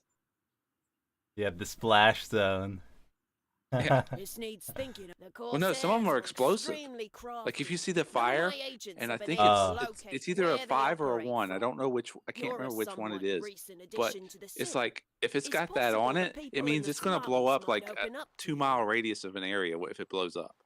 Really? It's that dangerous, yeah. And they transport most of transport of chemicals and stuff is done by train because that's usually safer. But you still have this shit that just happened, you know, in Ohio. I mean, that's freaking derailment. And how long has it been since we had a derailment like this? It had to be a while. Yeah, I can't think of the last one. Yeah. No, I train mean, where people just accidents drive always along the make the road news. not knowing anything better. They don't think anything about these tankers that are on there, and it's like, man, some of them are dangerous. Oh my goodness. People don't think about anything on the road. One No. thing that I always thought was funny, that was like a bit of culture shock here in LA, is driving down the street and I'm just sort of minding my business and I go by an underpass, right? And I see that it's half painted red and the paint goes onto the street across 3 lanes of traffic, and I think to myself, who would leave a paint job like that half finished? Oh, that's not paint, is it? And I bring this up to other people in LA, and they're like, "What? No, I never see that." I'm like, "What do you mean you never see that? It's everywhere." Wait, there's just blood all over the streets? There's blood where there's accidents. Can't clean the highway. But think Because about most it. blood doesn't, it soaks right into the ground or whatever. If you had that much blood, that's a lot of blood. Yeah. I mean, it's not like we're because you got what, 2.5 gallons of fluid in a body, so it's not gonna, and it's not all gonna come out. Yeah. Maybe, I don't know, man. I just see it across the road on the highway here. That'd be somebody like ran in front of a truck or something, right? Probably. And they got disintegrated, I guess. But dang. Yeah, no, Yeah, that's it's kind of brutal. Listen. It's not like it's you see it relatively not every day, but it's pretty common. You see a part of the road. Oh, then again, I don't have to drive every day. I work at home. The times I see I mean, it, there's it sticks out. accidents around all the time. But Oh I mean, yeah, but to fatal have that much accidents blood, are pretty slim. Because But I- Tennessee's got what, 900 fatal accidents a year or something like that? But that's the whole state. LA That's could less be a than very 1%. dangerous place. What's that? LA could be a dangerous place. I don't know. LA is a dangerous place. I try to stay away from LA. I don't blame you. The culture here, ooh, it's to die for. I mean, that's all major cities, though. I don't get the Hogwarts. I don't get the whole backlash against J.K. Rowling, to be honest. Oh, because she's not. She used to follow. So before she was the Golden Girl because of feminism and whatnot. Right. I've seen. But she And then- continued the feminism thing. Yeah, That's the but thing then is that she didn't go transgender along with the rights are trans not thing. feminist rights.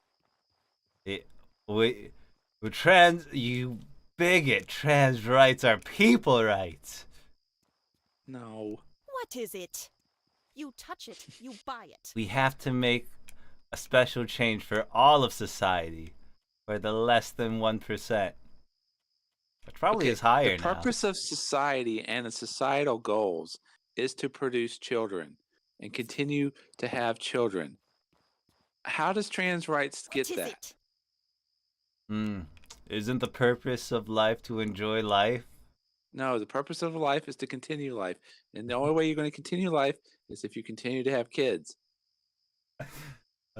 You know, that's what societies are about. That's why we build these things, to protect our children. So our children will grow up and they will have children of their own and they will protect those children. Nice. That is the purpose. See you. Somewhere somebody lost their way, and I don't get it. What if you don't want to have children? Then what's your purpose? That's fine.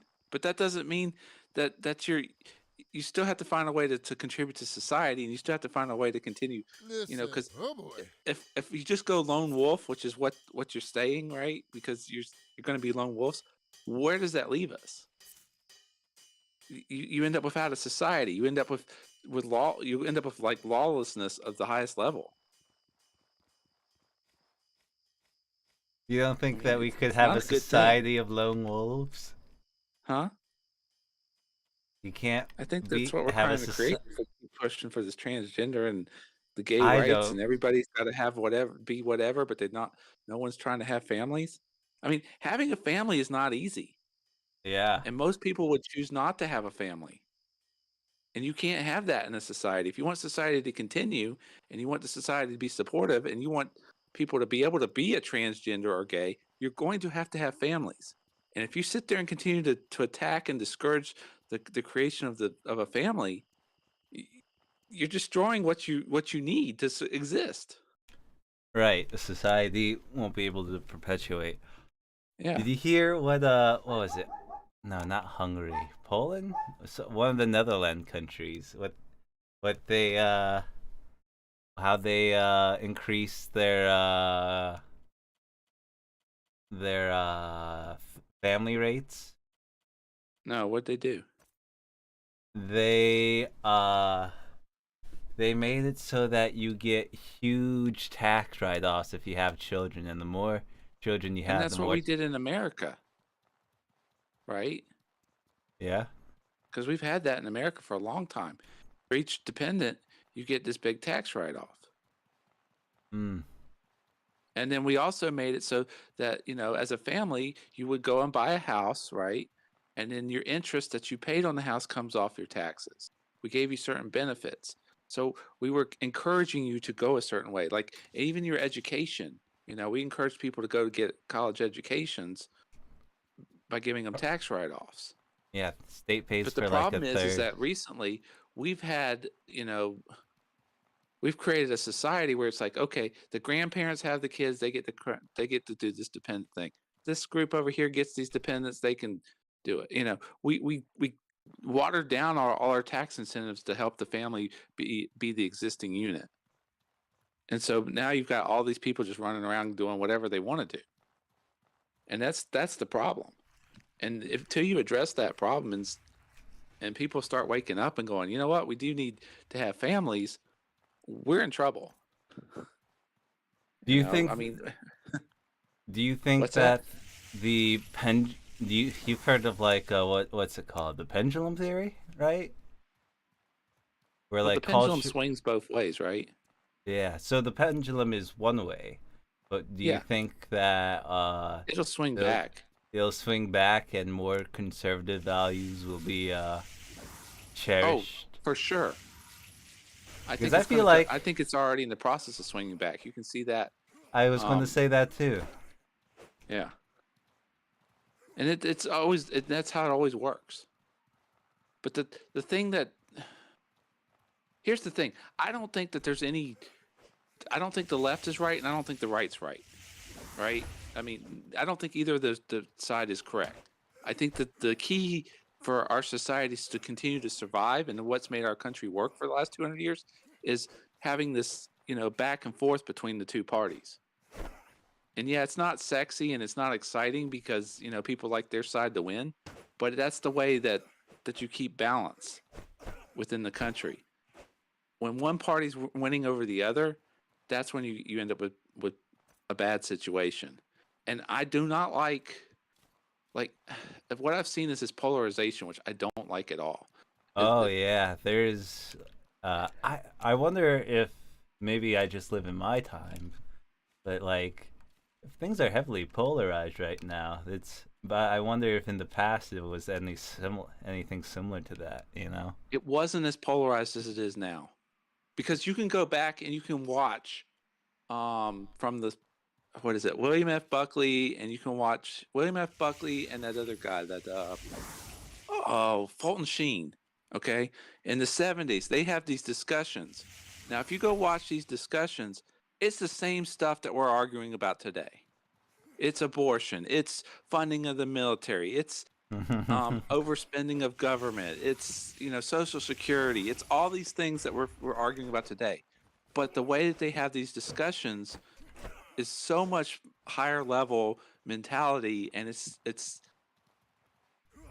just a better way of discussing things. It's more like Jordan Peterson when he discusses stuff with people, right? He doesn't like call people bad names or whatever. He doesn't say you're crazy or wackadoos or whatever, like most of these pundits do right now. He sits there and has this high level discussion about the ideas. That's what Fulton Sheen and William F. Buckley, and those are the two. That was the left wing and the right wing guy back in the day. Okay, that's what they discuss, and they're having the same discussion we're having today. I mean, you can go watch these debates that they have, and they're great debates. And then you sit there and think about, well, what's going on today, and you go, oh, the same exact thing. We haven't changed that much in 50 years. The biggest change has been in the 60s. There was some guy, and I don't remember what his name was. I want to say it was Malthusian or Malthus or something like that. That's what I want to say it was. And he said that the planet could only support 2 billion people. And he was using some really bad mathematics and stuff back then, and the science wasn't there. So he wasn't right about his assumption, but that assumption and it is baked into a lot of books. It's baked into a lot of policy throughout the world.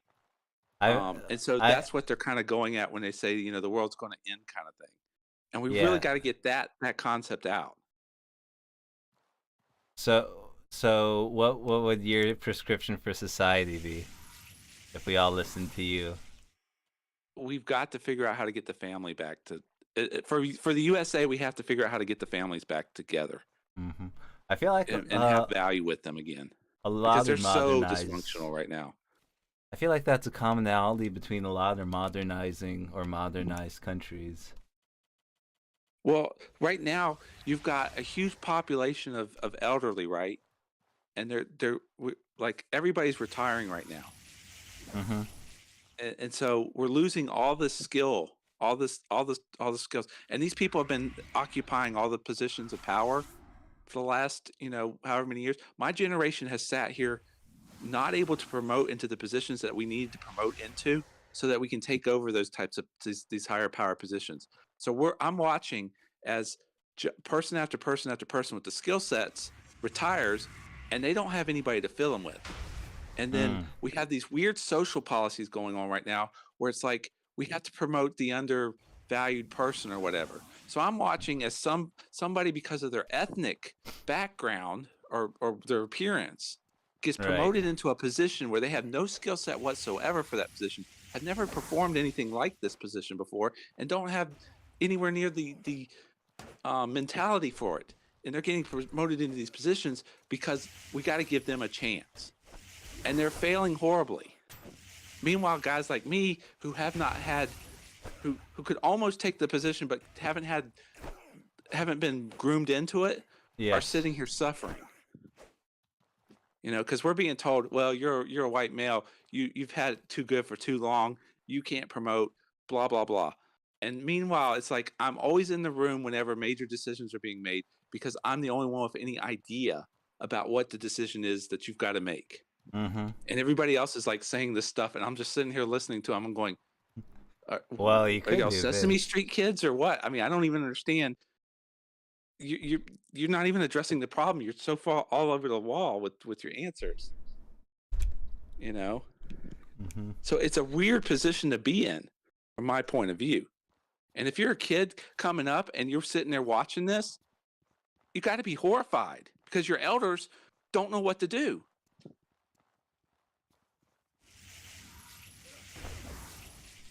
It's a tough position we're in. Yeah. And then you got our educational system. What is it? 60% of the people that our educational system pumped out as degrees are in psychology.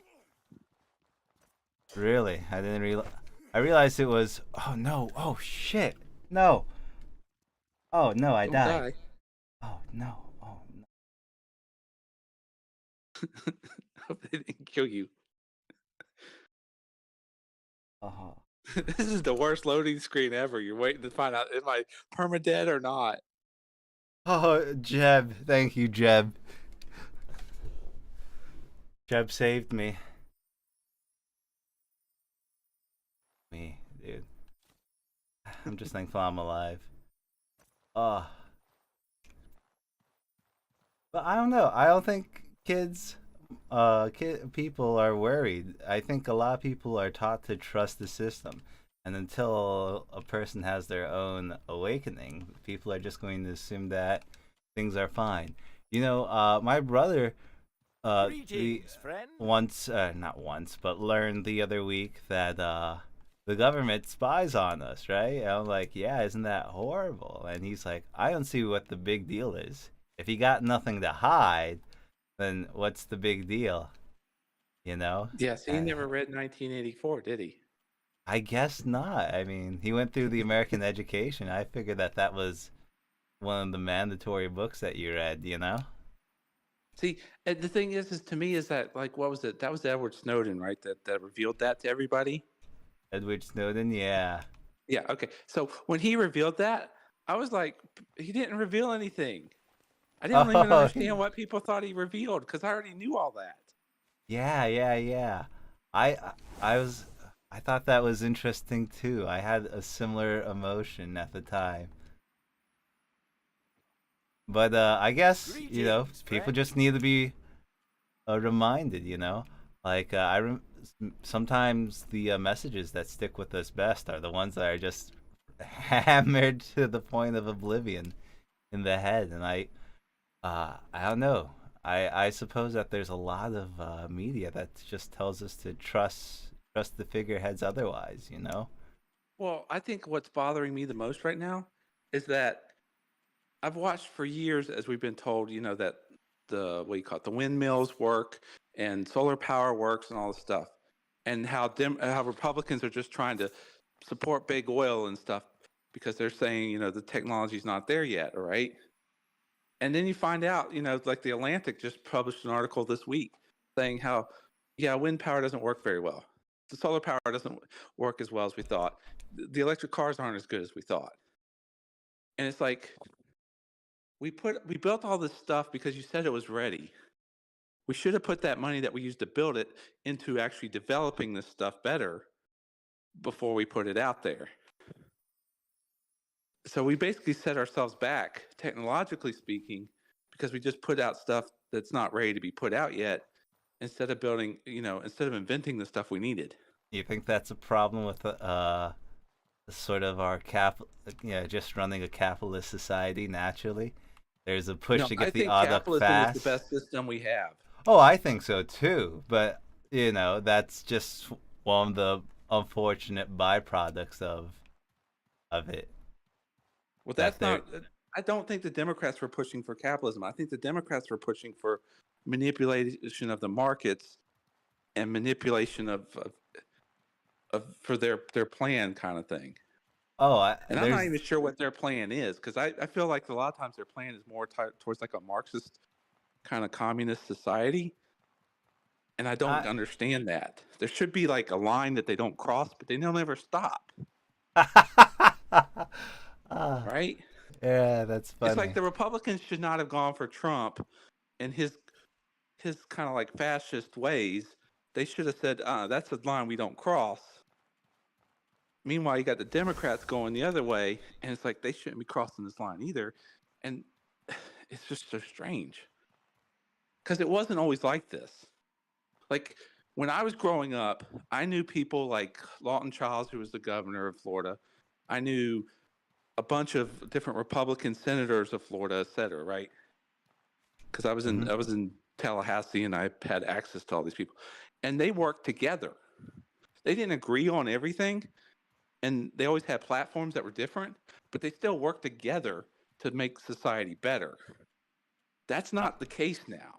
Oh, working together? That's not something. They would agree. They would sit there and go, "My party wants this," and the other side would say, "My party wants this," and they would say, "Well, what's something in the middle, that would still help do whatever?" And so then they would build something that gave both parties a way to say, "Yeah, we have a win." Now it's stall my forever. party has to have the win, and your party can't have any win.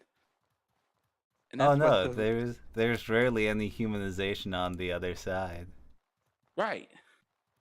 And they're always trashing each other on TV. I mean, you got these two media networks going head to head, and it's like, how does that play out? I think I remember telling people or seeing people react to meeting other people here to other people who are Republican, and people freak out. People think people have like this cognitive dissonance, right? Because Republicans are clearly bad people. All Republicans are bad people, no question about it. But here is have to be these bigots, racists, whatever, right? Yeah, right. Exactly. They have to be these, and it's not the case at all. Yeah, I used to date this girl, and she met some of my friends who are Republican, right? And she just couldn't handle it. And she says, well, we could have a talk with them.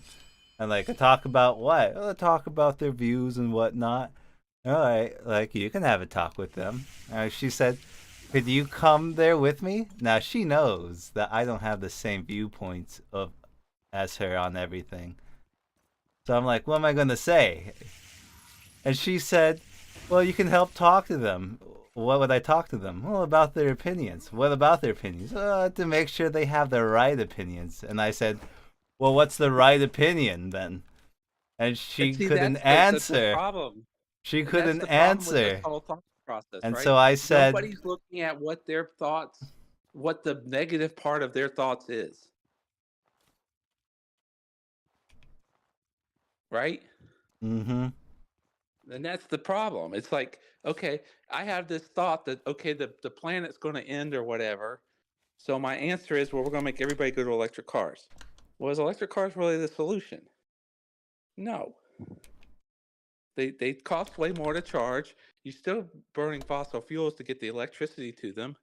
And you got to now go tear up the ground for lithium.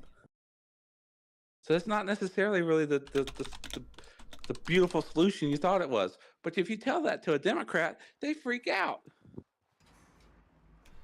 Because their idea can't be wrong. Just as if you tell a Republican that, hey, you got to have some minimum wage level. You got to have a minimum wage. They're like, no way, that's anti-capitalism. It's like, you've got to have a minimum wage. I'm not saying that the minimum wage should be a living wage. But, because Republicans argue right now for no minimum wage at all, right?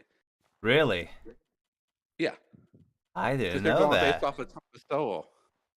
They're going based off Thomas of what? Sowell says that the problem with minimum wage is it removes all these jobs. And I'm like, no, you got to have a minimum wage. Some minimum wage. It doesn't need to be a living wage, though. It should not be a living wage. It should be a lower amount than a living wage, because it should be an amount that allows, high school students to be able to get employed. Mm. Which Thomas Sowell says any type of wage automatically makes it so college students don't get employed. But the only purpose of minimum wage is to make sure people aren't getting taken too much of advantage of, and which I completely agree with. This country has done that a lot through slavery, course. Why through the wouldn't coal you? mines, through sharecropping, you name Child it, labor, the industry. right. It's been out there. What do you think of fracking on the side tangent? Fracking is how we eliminated all this pollution that we were doing, right? Fracking is drilling under the ground to release and you release a chemical that expands the earth, and that releases the natural gas. What they do is they drill into a pocket of gas, right? And then they pump in this basically inert substance to force the gas to come out, and then they fill the spot with something else, right? And it's good, but the problem is like, have you been to a fracking town? No. Have you seen one? I've just driven by one. Not really When? seen it. Before or after? Like 6 years ago. No, but I mean, was it still in process? I don't know. I was just driving across the U.S. Well, you would know. Is Okay. there a difference? There's a huge difference. I'm pretty ignorant. Okay, here's what happens. You have an area where they decide to do fracking at. The town that's wherever they're going to do the fracking at, right? All of a sudden, all their population's getting these checks, so that they can go and get this land and do the fracking. And it's like, if you get one of these checks, you won the lottery. So now you got these residents of this small little town that wasn't expecting this, and they're getting boom money. All of a sudden, too, all these like car dealerships move in, all these like malls. I mean, the place just explodes with stuff. Okay? The fracking happens, all the gas is taken out, and you have like all these people coming in to do the fracking as well. So there's like a lot of jobs. It's a boom situation, right? Then they all leave. A lot of the people, if the residents are smart with the money, they don't spend it, they leave too. If they're not smart, they stay there, they spend their money on their fancy new trucks, they upgrade their houses, etc., and they think, I'm in good shape.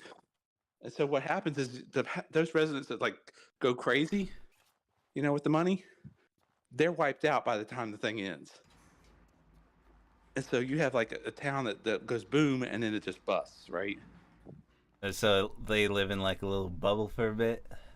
Yeah. And so if you've ever been in one of these towns where it happens, it's like, whoa, everything's shuttered. Everyone's miserable now. It's a weird, very weird dynamic, because it's just so disruptive to the lives. And it happens over like within 6 months, the boom happens.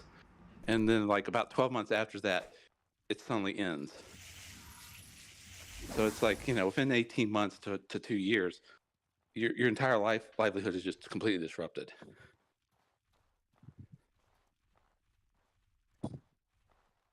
So that's why it's like it's a necessary evil. How about that? It's a necessary evil? Yeah, but we don't. The problem is that people don't have the financial wherewithal of knowledge of what they need to do to survive it. So you come in and you get the gas, which is what you need to do, but you need to sit there, and the residents of the town need to be educated on what they need to do with the money, so that their lives don't get so disrupted after the whole process is done. Does that make sense? Yeah, they spend their money unwisely, so that and so that when the booms, that goes forever. I mean, it's a pretty natural pitfall in thinking. You see it a lot, like people who win the lottery, right? Yeah, like they win like $1 million in the lottery or something. Yeah, and they go and overspend it, or the sports star who gets the big paycheck and goes out and overspends everything, and then gets injured and can't pay all his bills. Mm-hmm. Yeah.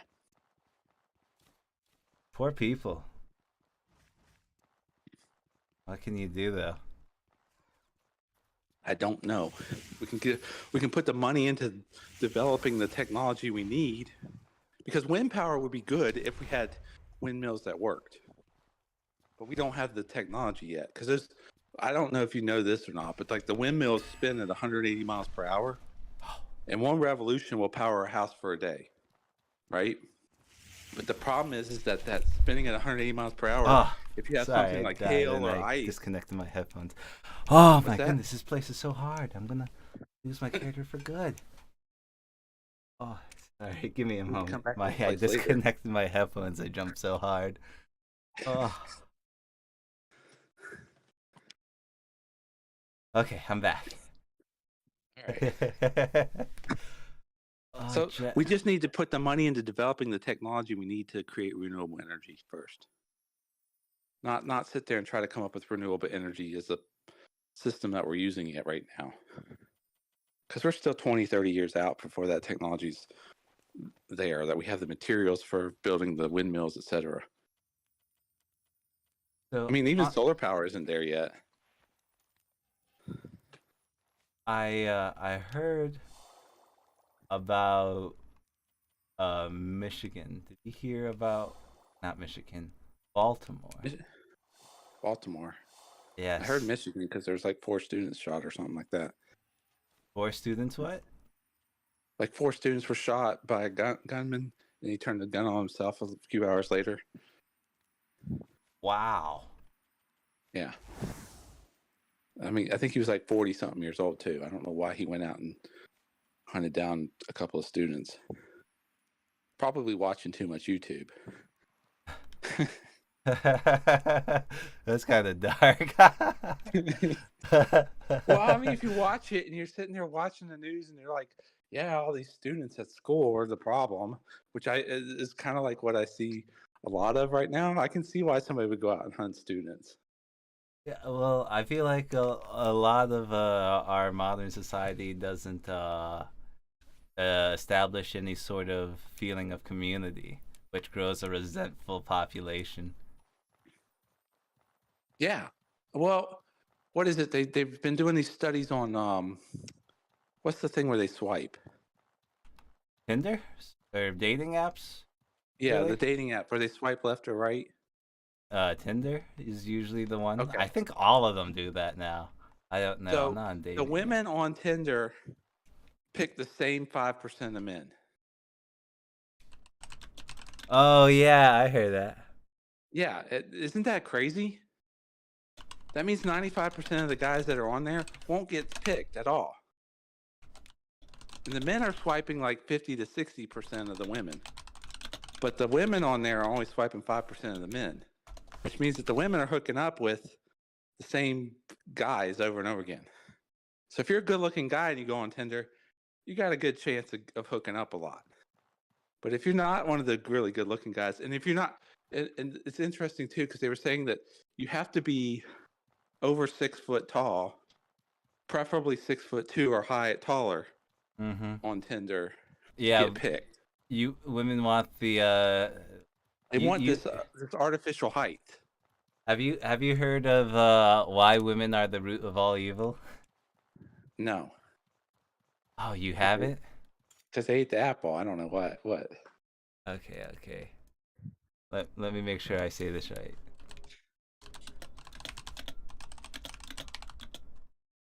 I'm surprised you haven't heard this one. So, time equals money, right? Yeah. Or time. Oh, so in order to have a girlfriend, a woman, a girl in your life, you need to spend time and you need money, right? And as we all know, time is money. Therefore, we can symbolize that as time equals money. So, since time equals money, we can substitute money for time. In which case, we can have women equal, instead of times money, or money times money, it's money times money. And so we can simplify that even further, because as we all know, money is the root of all evil. Therefore, money is, the square root of evil. And since money times money is women, then women are the root of all evil. Therefore, women equal evil. My goodness. Yeah. I was going to say something else before that, but I forgot that. That got me too excited to share that with you. So you're a psychologist, so you'll like this. I'm a psychology student. Yes. But So in the 1600s, maybe 1700, I don't know, somewhere in the olden days, right? Mm-hmm. All the women were property, right? And the Yeah. women always went to the most powerful guys. To Uh-huh. combat that, men invented romance. So that if you treated a lady right, and this is where chivalry and stuff came from. So you treated the lady right so that you had a better chance of landing the woman even though you couldn't afford her. So romance was basically invented for men to give them a chance to be able to, so the young guy, because the young guy can never compete with the old guy, right? Right. And you always think of it the other way around, like women want to be romanced. No, this is your ability to compete against people with money, because it's either the powerful rich guy that gets the woman, or it's the real romantic guy. And that's where rom-coms all come from. Right. I heard that today. I was like, wow, that's really good. But yeah, I think with the advent of dating apps and whatnot, women have so many options. And there's They're a bit not of picking, but they're not looking for all the options. They're just looking at this. They're all chasing the same option. Right. Well, why would the same option commit if literally every single girl is looking for him? Well, the problem is the playing field isn't fair, right? Because it's naturally. The guys are picking 50% of the women that they'll hook up with, but the women are only picking 5% of the men. So women always marry up too. I mean, that's the way they are, because they treat men kind of like a job, right? Like, how will this guy further my ambitions? Which guys don't look at women like that at all, but that's how women kind of Right. look at men. No, I feel that way sometimes. It's true. They're looking at you to see how you're going to give them a family, protect them. Are you going to stack into their life? Right. Yeah. And that's very true. So, but they're going after the smallest group of men, because in America, the average height is 5'9". Well, if you automatically sit there and say, "Hey, I'm not dating anybody under 6'2", you've just eliminated about 90% of the gene pool. I'm pretty sure another thing is most people don't know what the average income.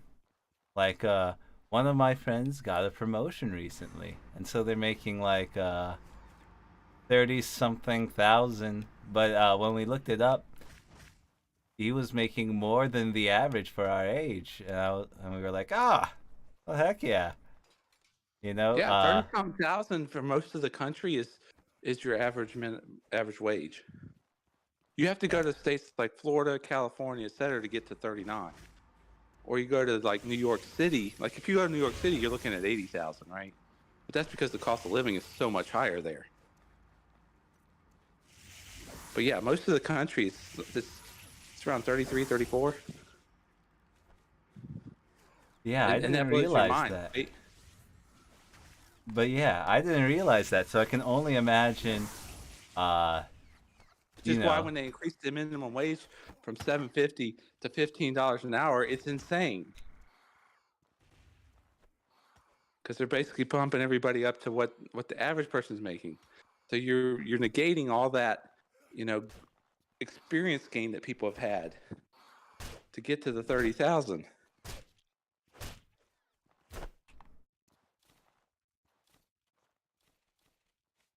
I mean, they say basically for a family to be happy, they got to make around 80,000 a year. And then after Really? that, it's not. How Yeah, big's after that, how it's big's not the really that family? much. Huh? How big the family? Like Like two? two?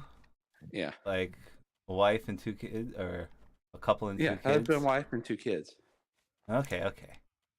After that, the money, the increase in money doesn't make that much of an Yeah. impact. There have been So studies. you have two people making, one makes 50, one makes 30. There you go. Yeah, okay. But There. that's what people don't understand. Yeah, I've seen like a bunch of videos where people talk about their preferred partner, and so many women say that they want a partner who it's not negotiable. $100,000. And that Right, and 100,000 is the top earning what percentage. that yeah, right, it has to be at most 1 in 10 men make that much. I'm not sure of the numbers. There's no I way mean, a I large make portion. 100,000, but I've gone to specialty school and I've busted my ass to get there.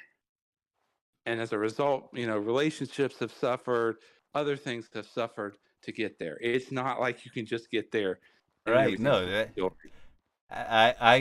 ever since I was young, I assumed that having a job that makes big numbers, unless if you're the creator of a company or something and you sell it, has a dedication and Yes. sacrifices that you have to make Like, otherwise. I would not recommend my job to anybody that wants to have kids. Because Stay you away will from miss too home. much. I Because I'm see. away from home too much. You will miss too much with those kids, and your kids will resent you for it. Yeah. But I don't have kids. My wife can't have kids, so it's okay. So it works And what out. I do and what I'm actually really good at doing protects a lot of people. Right, so you find your own way to give back to the community. Oh, I'm giving way back to the community. Do you like do any volunteering or whatnot? Just I out don't of have curiosity. time. No, because that would be because of the nature of what I do. I could be, off. I'd have to drop something, and then I wouldn't be able to do it. Right. Time is very precious. Yeah.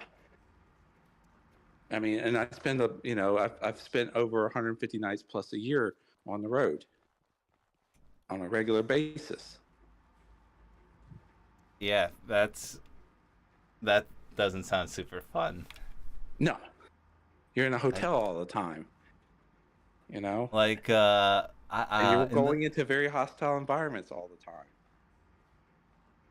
One job that was always very appealing where I came from, the small town of New York where I came from, was trucking. But I knew that sort of life wasn't for me. But people don't want to do trucking because of how it takes up your time, and you have to morph your life around your job. 80,000 doing it. Right, but you make so much more than you would think. Right. Yeah. What do you think? Do you think welding's an actual job that people should get into? Because that's like that was also one of the careers that people always talk up about. You could be a welder. One of my brother's friends is a underwater scuba diving welder. He makes really good money at it. But it's a that's going to pay you 200,000 plus a year easy. But the lifestyle is rough. Lifestyle is really, because you're on rigs, right? Is it just you have to be you live in a pressurized environment for a good period of time. You go down underwater, you weld. It's cold as hell. Oh, okay. So he's and you come back up, yeah. So he's in like he lives on a rig for a good portion of the year? Yes. I And see. he goes wherever they need him to go. And of Yeah. course, that's going to have a health effect on your body too. Just living on Doesn't the make rig it- has a health effect on your body? Well, because he's in a pressurized environment the whole time.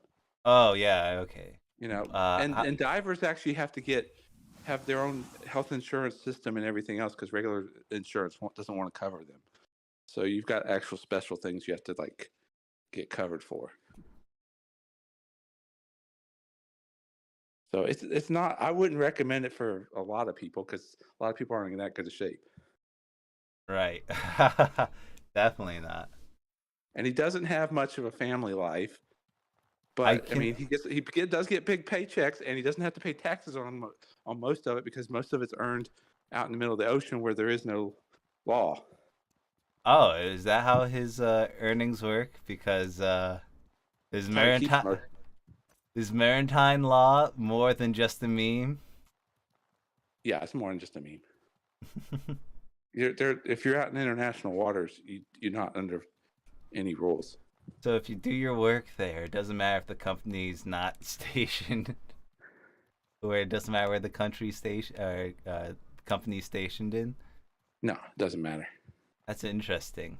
You would think that because you're working for X and Y at X, no, I've known a lot of people who have been on oil rigs, and it's interesting work because they go out in the oil rig and they're out there for a couple months and they're making money. Meanwhile, their wives are at home bored out of their minds looking for anything. Mm-hmm. I don't envy them. Yeah. Because their wives are the ones spending the money. Yeah.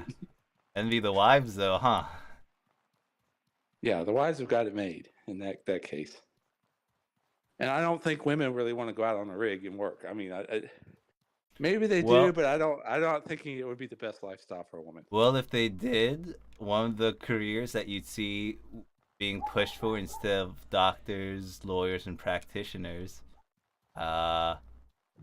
would be the plumbers and electricians. But you don't see anyone ever going, "We need more female plumbers in the world." No, that's not happening. There are some, but there's not. It's not. Yeah, that's not happening. That's just people being silly. I mean, they just don't understand what they're arguing for. And you know that lady that attacked Jordan Peterson that made him famous? Kathy Newman? So she said at that BBC station that women got paid 9% less than men. Uh-huh. It turned out that the men got paid 13% less than women at this BBC. That's hilarious. Yeah, because they had to go do a study after she said that on that show. Because they were like upset because they thought they were underpaying women, and they wouldn't have them go do a study to find out, how much underpaid men were compared to the women. And it was the reverse. That's so funny. She didn't have her facts right. I don't even know where she got her facts, but they were wrong. Where she got her facts. Yeah. With things like that, you don't get the facts from anywhere. You just make them up. Yeah, that may be very true. I mean, if you go on the motion, how can you be wrong? It's my truth. Well, that's the problem. You can't approach life that way. Life is subjective. Are you saying that my truth can't be different from your truth? Objectifying my life. I'm saying there is a truth, and you have to ground it on something. If you don't ground it on something, stuff don't work. Yeah. Now, I'm not saying there can't be variances in the truth, but there is a certain point at which your truth is interfering with my truth, and I'm sorry, but it's got to all be grounded. And that's Which been is lost. the real truth? Well, whatever you're grounding it off of. Look, we can sit there and ground this country on communist ideals if we want to, but we're not going to be happy with the outcome because we've ingrained in the people a freedom of mind. So you're going to have to change all that. And you're going to kill the 100 million people you need to kill in this country to get that? I don't think so.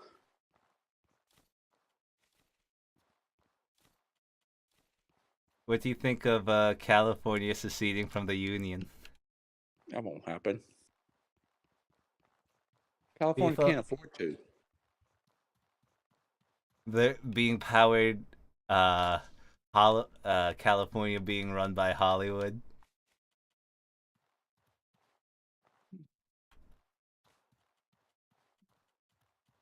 How much of California is owned by Republicans? Probably more than people would think. Way Not a more. lot. Not a Probably lot. 90% of it. In downtown or in LA? What do you Not in think? downtown LA, but I mean California. California's a really big state. Oh yeah, California as a whole, 100%. Yeah. I was just curious what you think about LA though. LA's not going to succeed by itself. Can't afford to. Because it's these really rich landowners that have been, funding everything. So if you can't separate yourself from it. But it catches headlines. It's exciting to think about. Yeah. Every time there's like a riot, a protest, or something about the state, disgruntlement within the State of the Union. Did California succeed from the Union? Texas has been trying to do that for a while. Texas can't afford to do it either. Yeah. Oh, I do hear about that. Yeah. I feel like Texas What's would in be. there? It's actually in their constitution that they have the right. They're the only state in their constitution where they have the right to succeed theoretically. Why is that? Because of the way we annexed it. I see. We cheated to get it to the Union. Yeah, and yet we still remember the Alamo. Nothing's more disappointing than to go see the Alamo. Like, I love San Antonio, but the Alamo itself is like, what?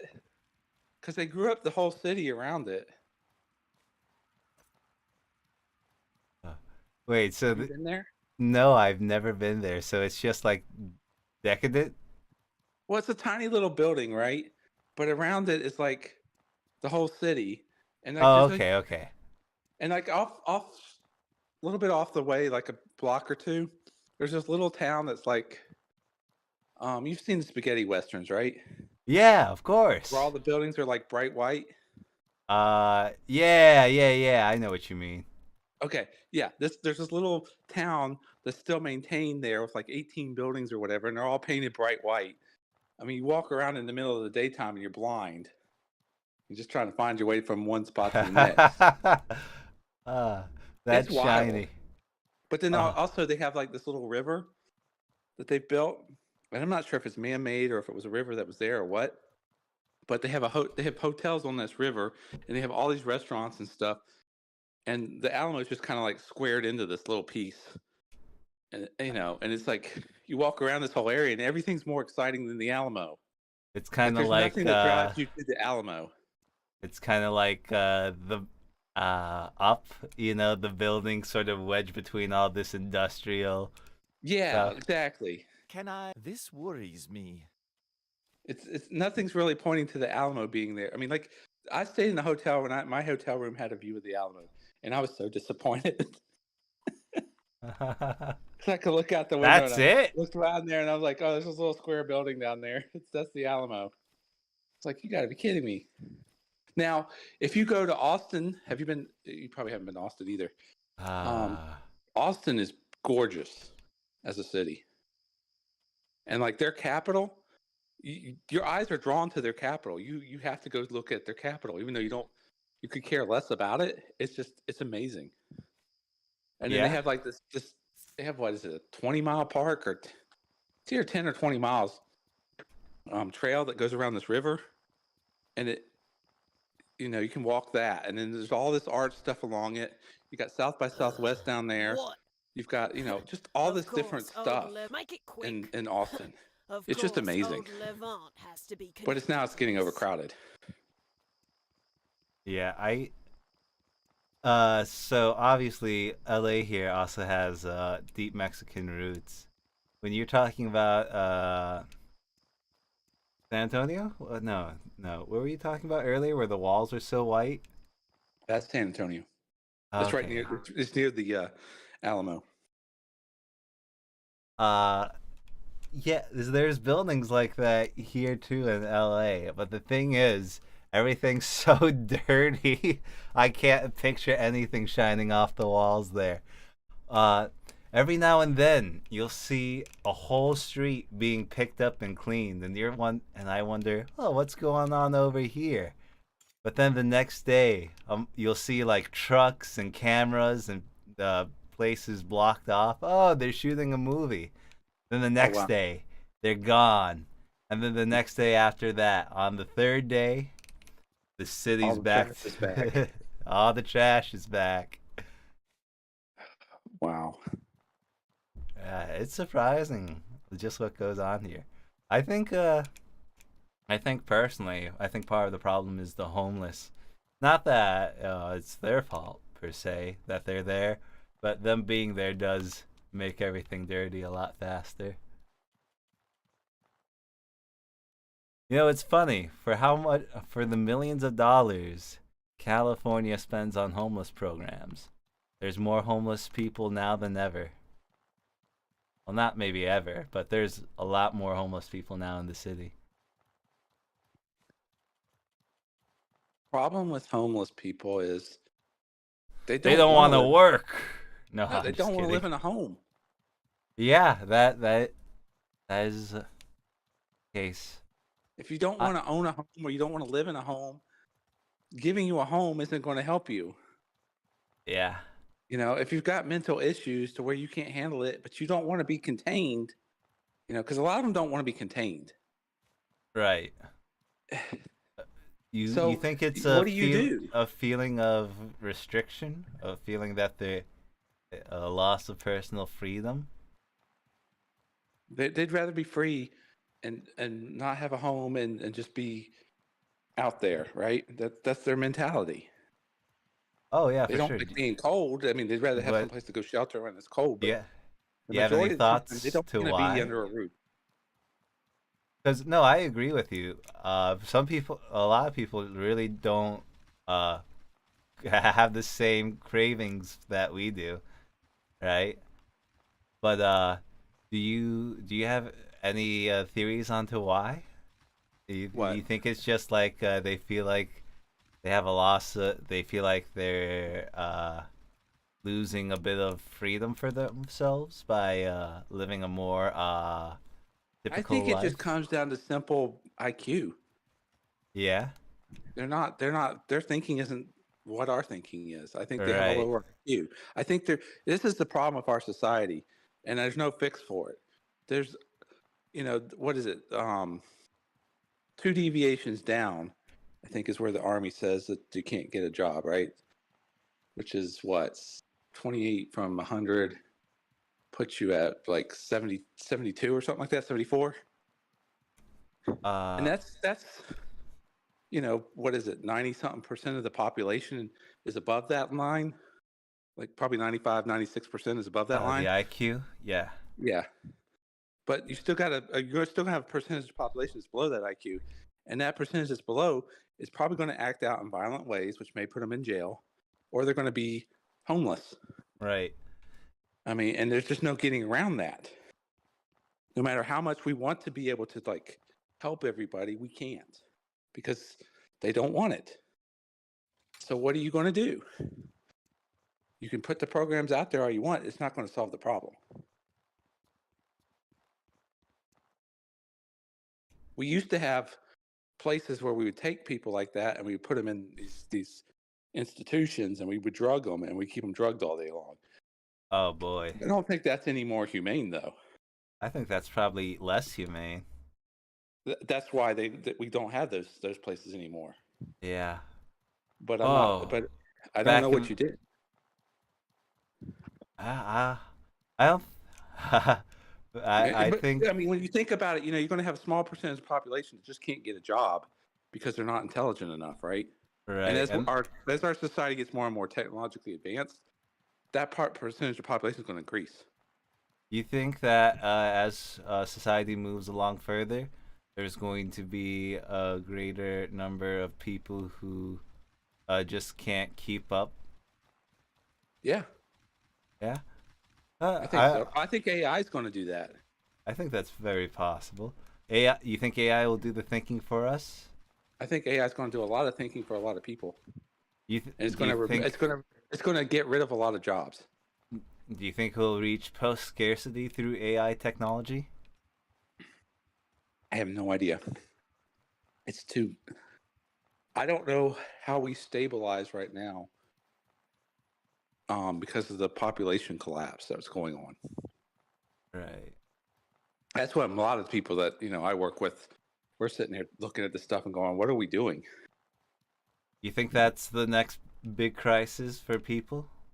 The population collapse? Oh yeah. It's the lack of ability at the highest levels because we're losing all those people. I see. There's a lot of vacant positions opening that aren't being met with qualified people. You've got a lot of people retiring. And right so, now. Right, and we've only gone through half of it, and we're about to go through the next half of it over the next couple years. And then all those people that will be retired, they're all our brain power right now. The people that are underneath them, it's only like a small percentage of the population. That's my group, because there's like this boom and bust in babies, right? Right, the baby boomer generation. So the generation under me's got to figure out how to do way more, high level work with just a small little sliver of my generation. And my generation has been so terrorized that I don't know how we're going to fulfill the roles of leadership that are needed, which we're probably not. So the generation under us is probably going to have to fulfill some of those roles, working side by side with us as we go into retirement. And that's going to be very complex and very, trying to figure out what the heck to do. What if we just get AI to replace you, old man? Well, I think they're trying to get AIs to do a lot of this stuff. But I don't know that that's a good answer either, because eventually what's going to happen is all the population that's above me is going to just age out, right? They're going to pass away. And then my generation is going to be retired, and we're going to be a small portion, so we won't be a burden on the Social Security system. Social Security system is going to boom after all these other people die off in the next 15, 20 years. No way. No. Pay attention. No. And then my generation is going to be in there. We're not even going to be a threat on Social Security. Something on your mind? And everybody's being told, "Oh, Social Security is not going to last." Blah blah blah. BS. They don't say that. But then the generation after mine has got to put everything back together again, and they got to pass their skills on to the generation under them. And there's already a fight between like millennials and X, right? Or not X, is there? Z. Yeah. Oh, yeah. There's a huge fight going on between those two. I'm sort of like the Avatar. I'm the merge between them. What's going on? Millennials see the world one way, and the generation under them see it a different way. And I'd say it's more narcissistic underneath you. That should work. So I think more there's narcissistic. Yeah. So I think there's going to be like this tension that goes on there, but at least the population will smooth out to a normal curve once the current boomer generation dies off. How can I help you? This is trouble. And that's what we need to get back to. But then you still got to get to the system where, and it's and that's the other thing too, is like there's so many people railing against the patriarchy, right? Right. But if you take away the patriarchy, who's doing all your work? There's nothing but anarchy at that point. Right. And the only way you're going to get back to the patriarchy and get it the way it needs to be is my generation has to be at the top now. But I don't see how we're going to be able to fulfill all those roles. So there's going to have to be like a scaling down of what it is that we do in all these industrialized countries. And we're going to have to let other people into the game. But it's going to be people we don't want to let into the game. Like Africa and India and stuff, right?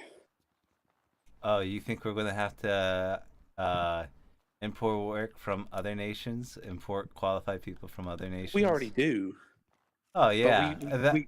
But we cap them. We handicap them all, right? We handicap Africa big time by not letting them have, loans and stuff, not giving them the infrastructure, not Oh, letting them really? build what they need to build. We're handicapping them. Oh, I didn't realize that the people do that. Or not the Are we people, but you handicapping know. 'em? Oh Yeah. yeah, their leaders are all pissed off at us because it's not us. It's the World Health Organization or whatever. The who? Yeah, The Grand Cabal? yeah, the European Union or whatever, because they're sucking a lot of resources out of Africa, but they're not giving anything really back in return. Mm-hmm. There are Saudi Arabia. There are Saudi. I see. I see. I see. Man, I'm feeling like the world's pretty bleak after this conversation with you. It's bleak, but it's not bleak. It's if you're like if you're a generation below me, I think you got hope because that means you're going to be able to promote up into jobs that I never could promote up into. I spent so much time just trying to get into jobs that are at my level of skill, over the years, and I still haven't gotten there. Like when I went to school, the attitude was with my education that I got, I should be making $250,000 plus a year, easy. Like there should be hands down no problem. I'm still not there yet, and I'm not going to get there. But I think your generation is going to be able to get there if you have the level of education you need. Right. And the education is actually worth something. Because that's the other problem I see is a lot of people getting educations that just aren't worth anything. A lot of education. I feel like it's junk. It is junk. I feel like even in the Baltimore thing, right? This brings me back to the Baltimore thing. A lot of our education is junk, and not just what we're teaching, but the quality of what's being taught. Did you know that what was it? You are in the top half of the class in the Baltimore school district if your GPA is 0.43. Damn, that's pretty bad. They to do math at grade level, people aren't not only are people not meeting expectations, but when a news story took 2,000 people out of schools, not one of them could do math at their grade level. I'm not surprised at that because they're not even teaching multiplication tables anymore. Really? I feel like that's crucial. It's surprising. It is extremely crucial if you want to know how to do math. It's a minor thing to be able to multiply any number up to 12. It doesn't take much memorization. It teaches you how to use your brain in memorization, which is an important skill that a lot of people don't have. And it's been lost because you can just look everything up on a computer, right? Right. But to be able to do basic math, you've got to be able to do multiplication. When you have to sit there and explain that 5 minus 4 is like you have 5 apples and then you take away 4 of the apples. You have to diagram all this stuff out in some weird way of doing it. That's not teaching you math.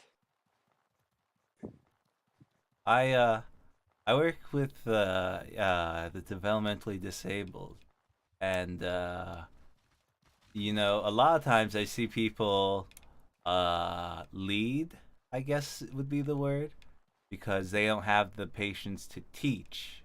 You know what I mean? Leading and teaching. I don't have the patience to sit there with mentally disabled people. Oh, I can't do it. For sure. That's a skill level.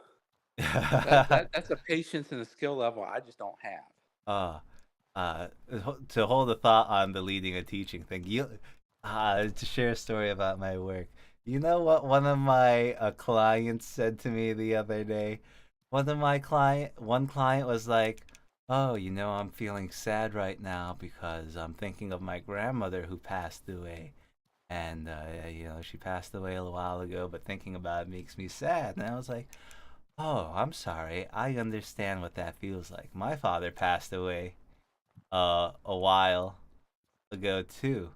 And so I understand how that feels. Well, if you want to talk or something, we can." And then another client bust out. He interrupts and he goes, Mr. Daniel, Mr. Daniel, Mr. Daniel. Yeah, what's up, man?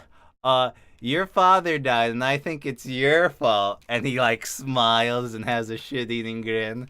And I'm like, dude. Like, part of me was laughing on the inside because it was just so shocking to hear such a socially taboo thing to be said. But he's just chuckling like it's a little prank, like he's got my nose or something.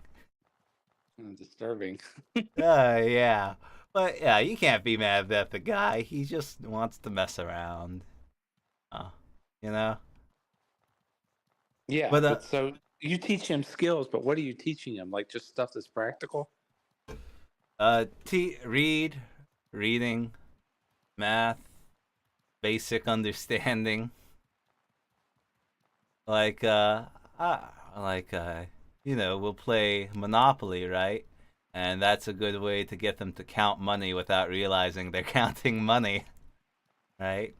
And so many times people are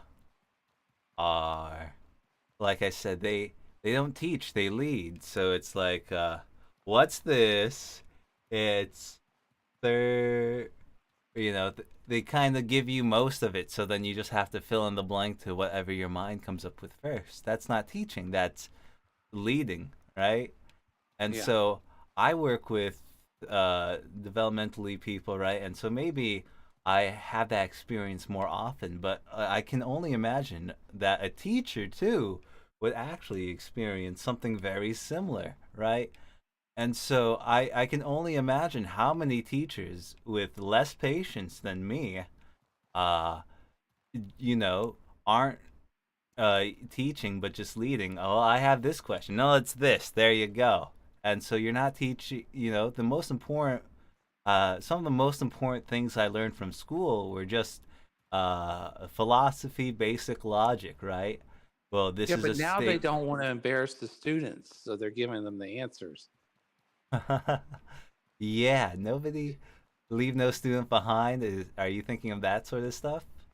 That too. Leave no student behind. You just automatically promote them even though they haven't passed the material. And you leave the smarter students, and you leave the smarter students not wanting to try. Who would want to try when there's no there's no reward for trying? When not only there's no reward, but you're essentially kind of punished. You're going too fast. Right.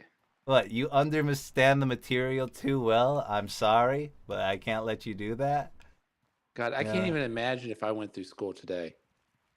Oh my goodness, you'd have a fit. You know what I had the teacher said to me the other day? I told the teacher that I couldn't take the final exam because it was scheduled during the time that I worked. And they go, well, there were plenty of other students who could be able to do that, and you're not getting a free pass, yada yada. And I went, yeah, that's fair that I don't get a free pass for making a mistake. But here on your syllabus, it says that the times are this, which doesn't line up, so I feel like we could come to an agreement. And then the teacher had the audacity to say to me that when you grow up in the real world, and immediately I was just like, what do you mean the real world?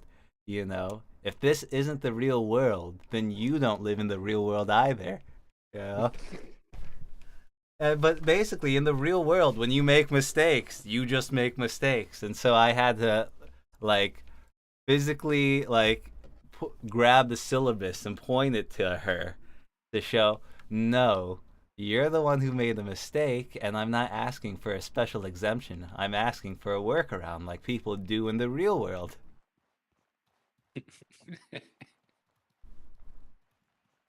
Yeah. But a lot of teachers just have a sort of dismissal attitude, I think maybe it's tenure, maybe it's something else, but I think there are. I'm not on the inside, other than being, they're basically babysitting these college students. Yeah, pretty much. Yeah, I so mean, that's degrading in and of itself. yeah, and man, so many times your experience with them is not taken seriously. I've had experience. My friend had an experience, I should say, with a professor that the professor was being belligerent, and so the student recorded the professor, right?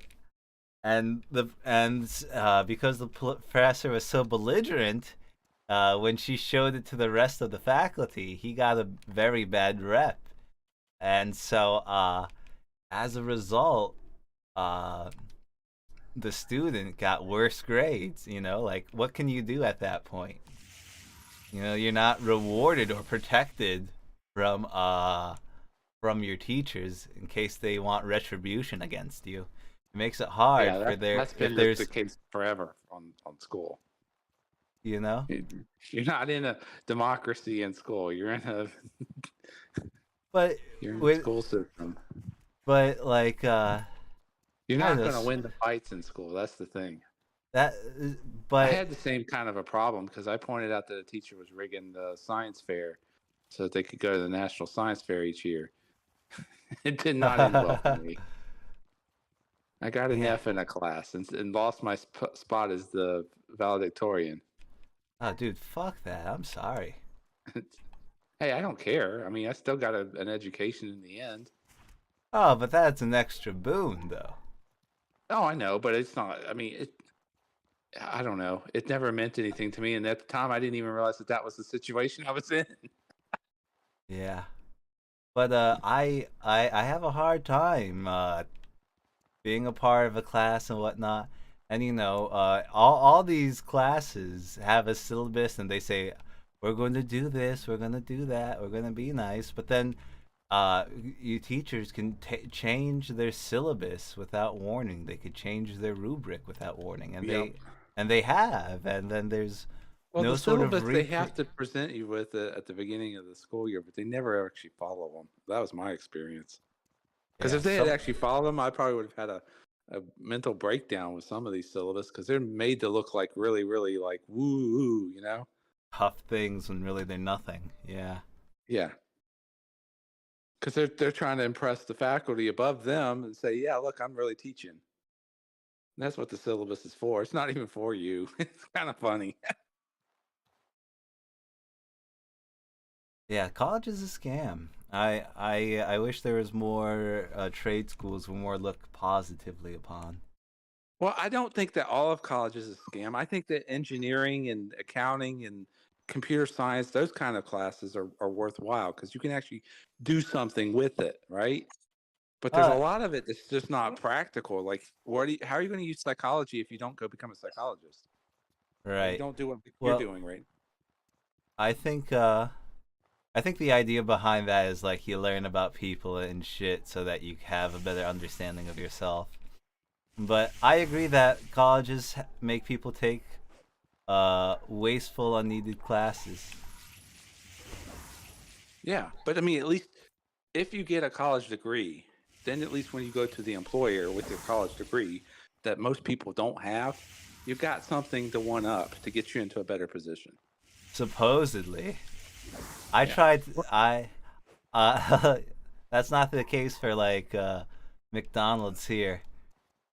I tried to get I just need a job when you first move someplace, right? I tried to get a job at McDonald's, wouldn't hire me. Yeah, because you're overqualified. I wouldn't have put my college education on there.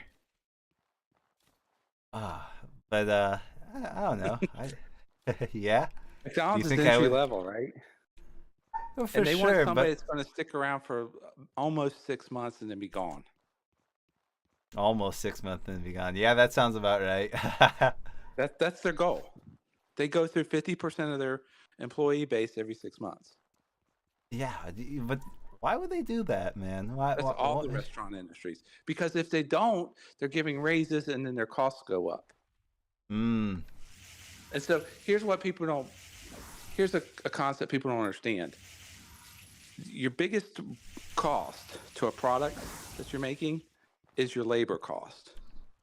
So you've got to keep the labor cost low because you've got to sell whatever you make at, I think it's at 80%. You got to make 80% off of it. So if you sell something for $1, right, your margin has to be $5. It's got to make you $4. So you sell the product for $5, even though it costs you $1 to make it. That's so you can break even and make money. A company like McDonald's, their margins are like more like 99% instead of 80%. Really? In order to stay in business. Yeah. And so every little fry cook or whatever, they have to pay more than minimum wage. It's costing them way too much. And if you stay there more than 6 months, they typically have like wage incentive programs to keep paying you or whatever. And stuff starts kicking in. So they got to turn you over every 6 months. Blows your mind, right? Yeah. This is how you run a business, though. You have to have that 80%. Any business that doesn't hit that 80% margin does not survive. That's the number one reason why companies don't survive. And it's all about cash flows and how cash gets stored up in the product, et cetera, over time. But I mean, there's no way to get mathematically away from that. So when you raise minimum wage like they're doing right now, you're killing the margins for everybody. And I don't know how the system survives with that. And that's what the people are referring to when they say you can't raise the prices of labor this much. And people are like, no, you can raise it because people can just pay whatever. It's like, no, it won't work. System won't work. And it blows your mind when you start looking at this stuff. And that's why, like, if you put too high taxes on stuff, you kill the companies too. And that's why your companies go away because they can't afford to stick around. Right. I wonder how. So they've been talking about raising McDonald's salary here to what was it, 22, 23 an hour? Oh my gosh. Yeah, just for fast food workers. Just for per hour to be able to break even. Just for fast food here. Yeah, I can't imagine how would. Right? Isn't that crazy? You'd have to hire a lot less people, and somehow still run the thing. Like you can do it, but you can't hire as many people. So you're not going to have. You're either going to have to cut down your services or something. Something's going to have to give, because you have to still make that margin. Yeah, how would you though? With such a. You either have to raise prices really high, which I don't think your market's going to bear because you can't raise prices above what the market will bear. Right. I have You're going to noticed have a big that portion of your population all of a sudden making the same amount as a fry cook at McDonald's. So how do you think they're going to feel? Oh, you have a portion of the population making less than the fry cook at McDonald's. Yeah, that too. I mean, I'd be pretty pissed if I was making less than a fry cook at McDonald's. I will be too when it comes. Yeah, so what's going to happen is you're going to go to your boss and say, hey, I can make more at McDonald's, and I don't have to have anywhere near the skill level I've got. Yeah, no, really. If that happens, we can't afford you, and you're going to be like, okay, I'm working at McDonald's. Yeah, no, why wouldn't I? Yeah, I mean, and so you're going to go try to become a supervisor at McDonald's. So yeah.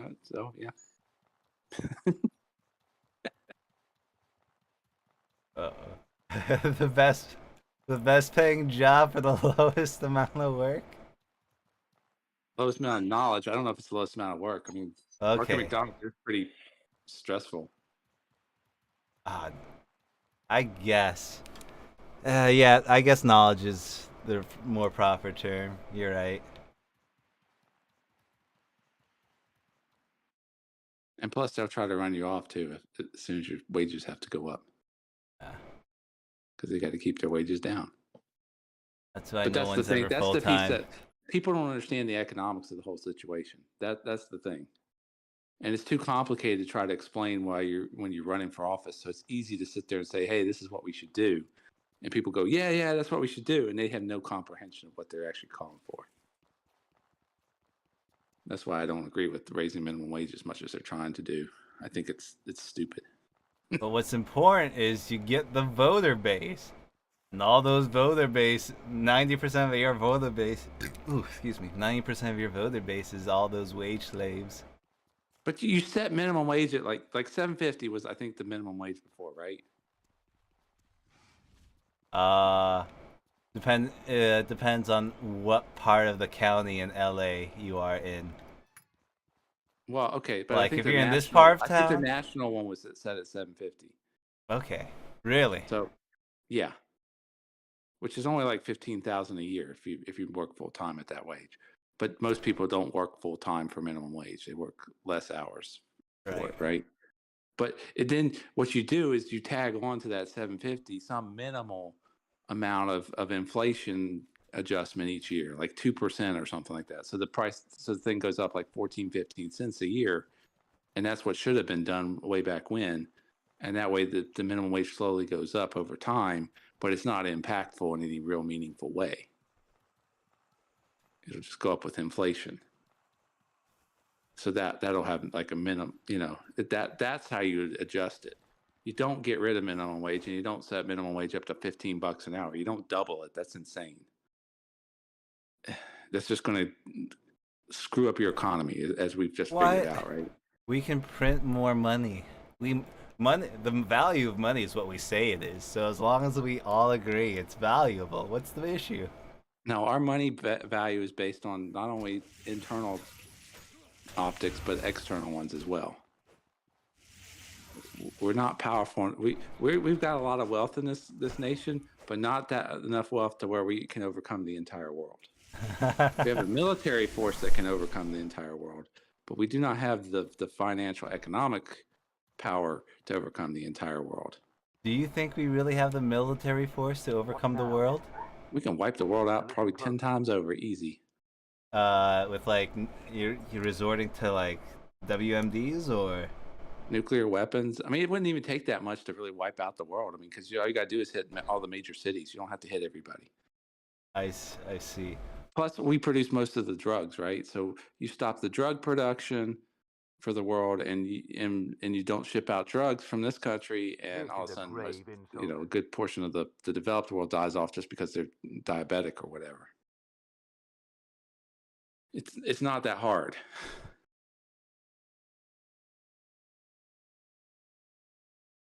Do you oh god, I forgot my question. Got lost in the game for a second. You have no hope for survival. I'm scared. What do I pick? I'm in a dialogue choice. Can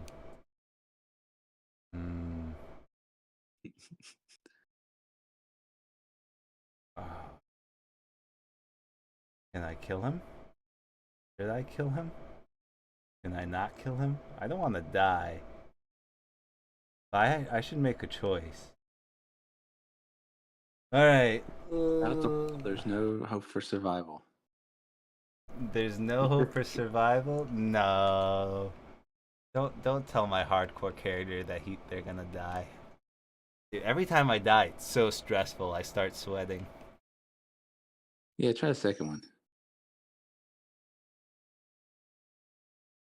The left just land one.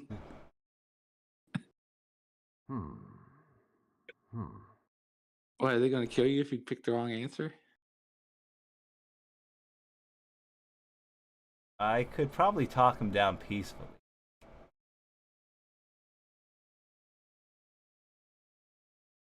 Yeah, okay. This is troubling. You're right. I don't want to do a minute, but you're right. I will call off my warriors. Yes. Speech increased. Dun dun dun.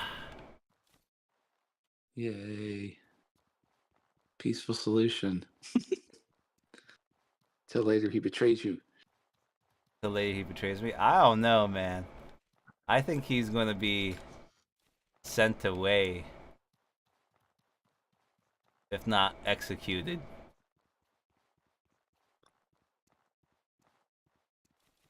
I'll sell. Why are the bandits in the place running around with basic iron when they have better versions of their weapons hung up? They don't want to use their nuclear weapons. They don't want to use their even spikier spear here. I'm gonna drop. And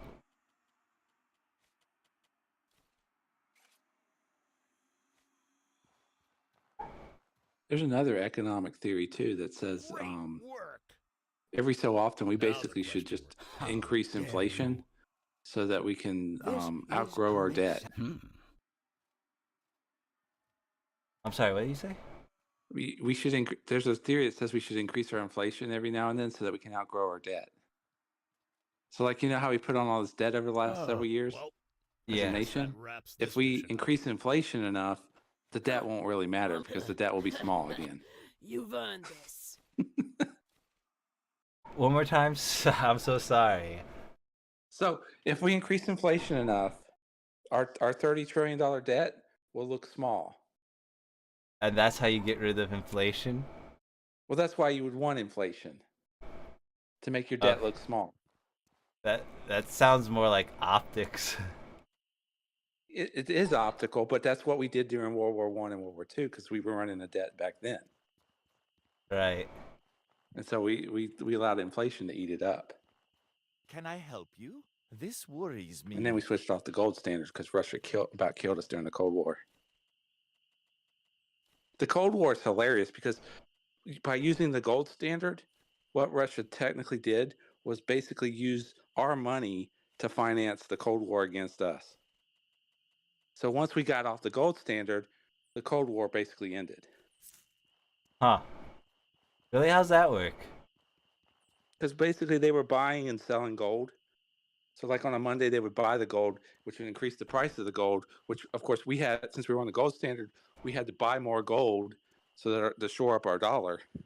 And then they would flood the market with the gold, and take all this profit because we bought up all the rest of the gold and driving up the price even further, right? And then they would sell it, and it would kill the market for the gold. And then we'd have to sell our gold because we have too much gold for the dollar. And so they were doing this back and forth every week. And that's how they were funding their war the whole time. The murder of my youngest son remains unsolved. What a... Oh no, come on! And then once we got off the gold standard, they couldn't keep up what they were doing, and they pissed off their people, and they fell apart. But I don't think anybody ever teaches that anymore, because I hear too many people sitting there going, we got to go back to the gold standard. Yeah. I don't think you understand how bad that was. Every time there's anything with the economy, is this time to go back to the gold standard? Yeah, that's what they like to say. It's like, Ron... Can I help you? What's his name? Worries me. I can't remember his name. He's not Republican, but he's not Democrat. He's a libertarian dude. I'm not sure. Kentucky. That was his dad's big thing, and he's continued it. The gold standard dream. Yep. And then, of course, you always see, like, on the Republican pundits or whatever, they're always, like, advertising gold. But, I mean, if you look at the price of gold and you look at the availability of gold look at the price of gold per ounce and compare that to the price of something else per ounce, and you look at the rarity of the two, you're going to find that the price of gold is way above what it should be market value-wise because of the rarity. Yeah? Is it really gold that rare? Gold's not that rare compared to some other elements but there's other elements out there that are more rare, but yet the price per ounce is much lower than gold. Right. And it should be if gold is priced correctly, the price per ounce should be equivalent to these other things. Because there's other materials that have way more value. You mean, but this is different than how, like the diamonds, right? Because I know they like artificially they create Diamonds scarcity. are controlled. So the ones that are high quality that the girls buy or whatever, those are controlled. Yeah.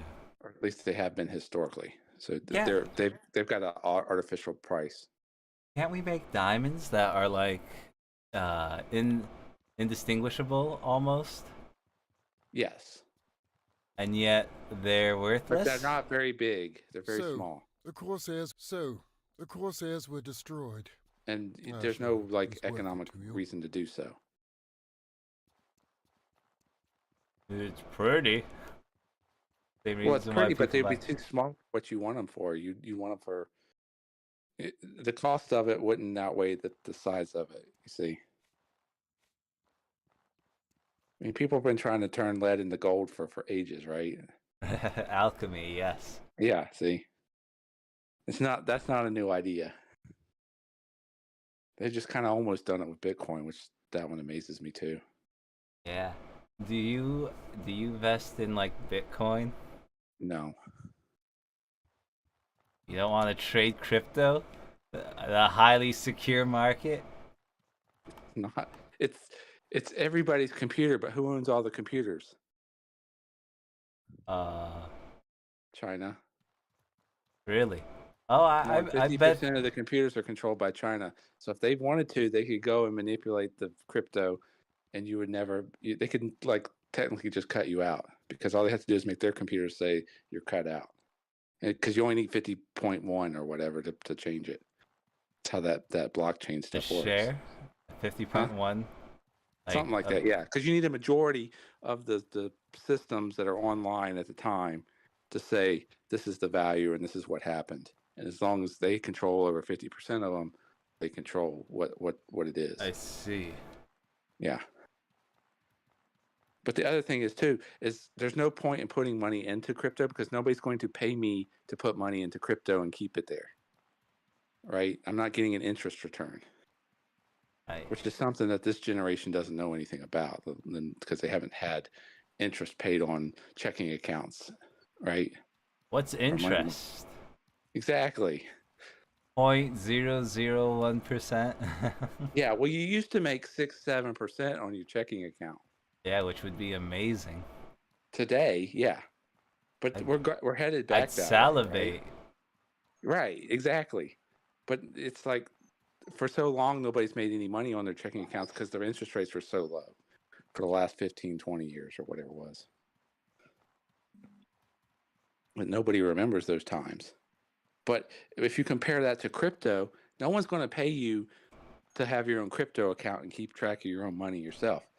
It's just like you have your money under the mattress. Right. Whereas a bank will pay you to have your cash with them.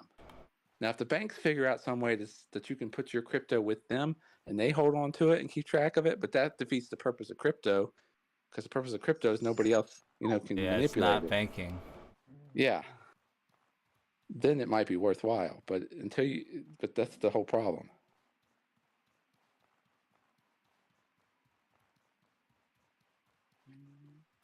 But I mean, it's still fun. Sometimes it's fun just to buy like $10 worth of something like that and just hold on to it and see if you can get out of it. Yeah. And make some extra money off of it.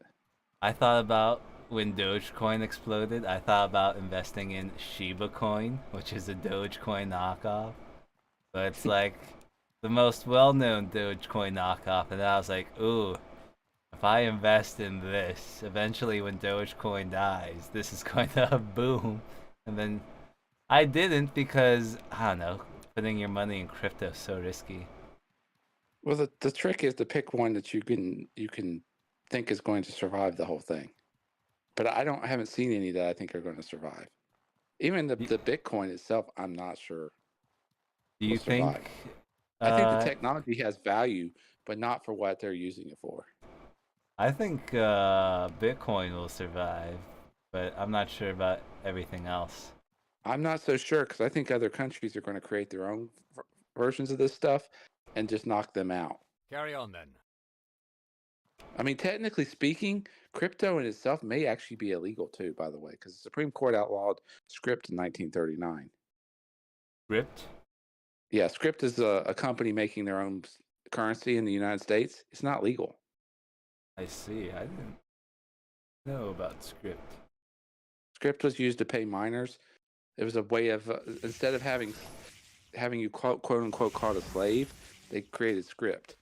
They outlawed it in 1939, but people still were using script up until the 60s.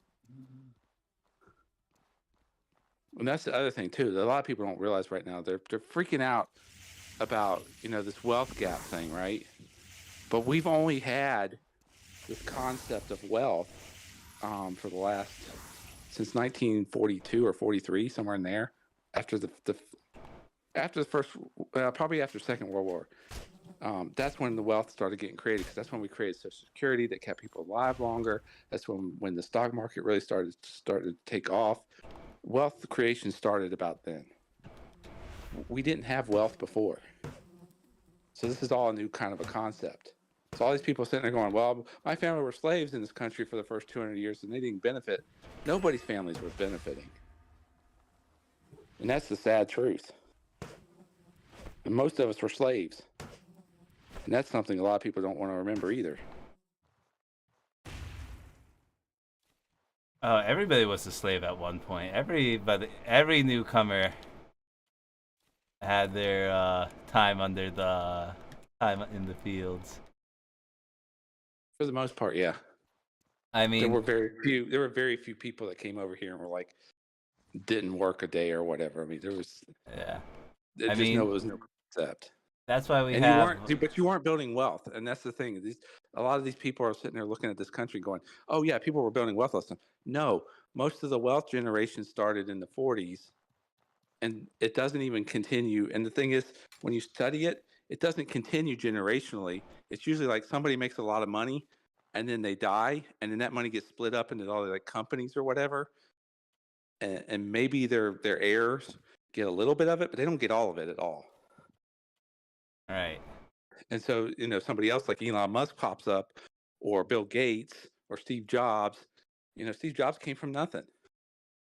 Oprah came from nothing.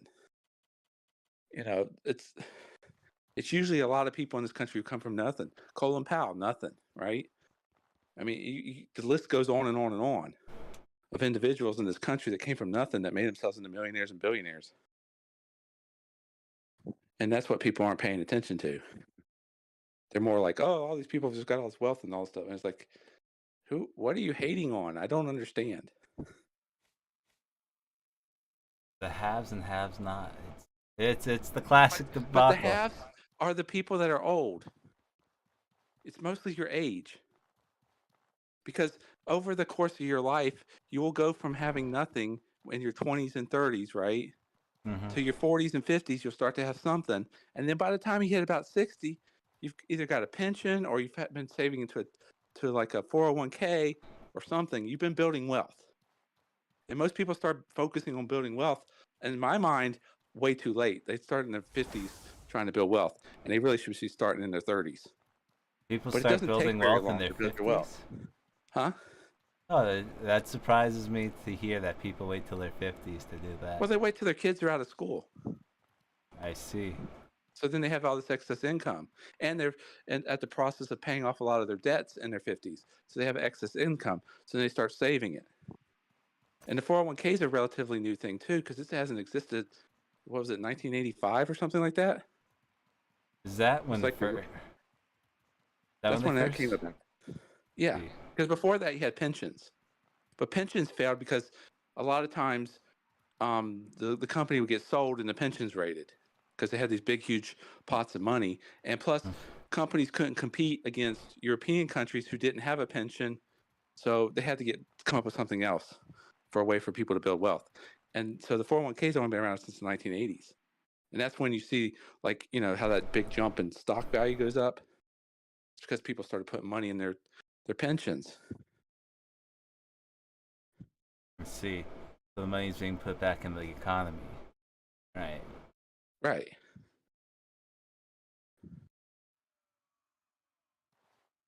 People are investing in themselves for the future.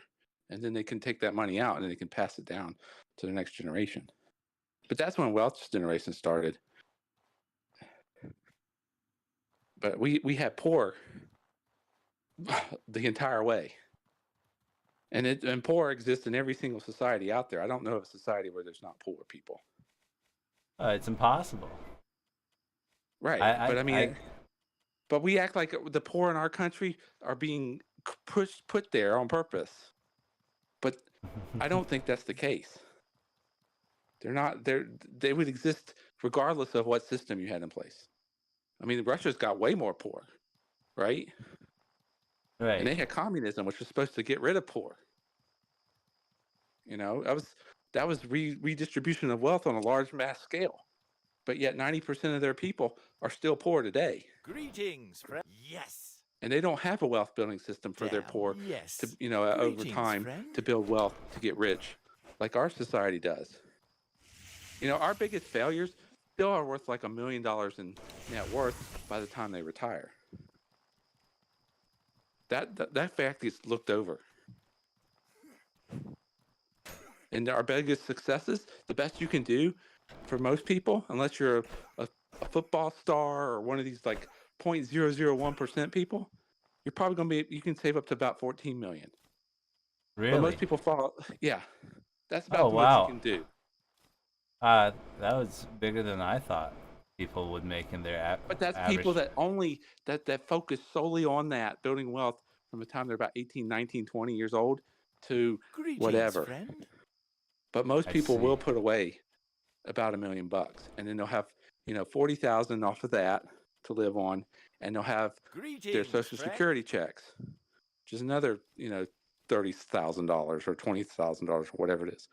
At this point, I'm not sure where it's at this point.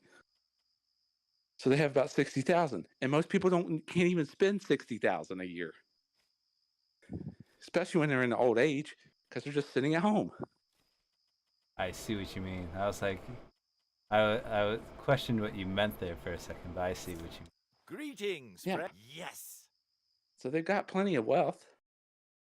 Our system's working really well for what it is. For all the pitfalls of it, for all the frustration that's out there right now, it works really well. Yeah. But we have a lot of people that they just don't know this, or they don't think about it. I don't know. I think they're just afraid, and they don't know what they're afraid of, and they don't know how to begin to address it. I feel like there's a lot of truth Can in I what help? you said This there. worries me. I definitely feel like people don't know anything of the systems that hold us together and all at all. And when they're upset or afraid of being taken advantage of or whatnot, they lash out, right? They lash out and go to whatever feels good, which might not always be the case. Yeah, exactly. You know that Black Lives Matter was recently reviewed, and they were found to be embezzling money and whatnot, right? I'm not surprised by that. Right. So the $6 million they distributed, the $6 million they got. Oh no, sorry. Of a lot, I forget the exact number, but they embezzled over $6 million to just members of their family and people who they knew. It wasn't even used for black communities and whatnot, as they said that it was going to be. You know? But but my point I'm was, not surprised, because I remember when it was wasn't Red Cross, it was something else. There was one that the government employees all would give like a portion of their paychecks to.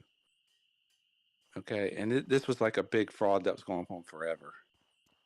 And somebody found out that it was. And now they have to disclose. The system still exists, but it's been redone. Because now everybody has to disclose what they're giving to and how much is going to the actual charity, how much is being used to give to the people that they're supposedly serving, that kind of thing. Because there are a lot of like disreputable people that you could give money to. But charity is a very good way to steal money, because people are giving charity money because they're getting a tax break. And they feel like they're doing something to help the community around them, right? right. Yeah. But it's easy to manipulate that.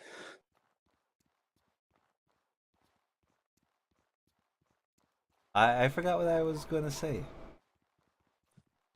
But my I don't know. I mean, Black Lives Matter is whatever it was. I mean, the idea of Black Lives Matter is important. Oh yes. Oh but yes. the rest People. of the underlying pieces of it were not good. Right. And that was the sad part. Well, I think it has great marketing, picking the name it has. It makes it hard to disagree with, unless just on a very emotional level. But yes, so they embezzled all this money, right? And when talking to people about, do you still believe in Black Lives Matter after they did their message, after they did something like that and whatnot?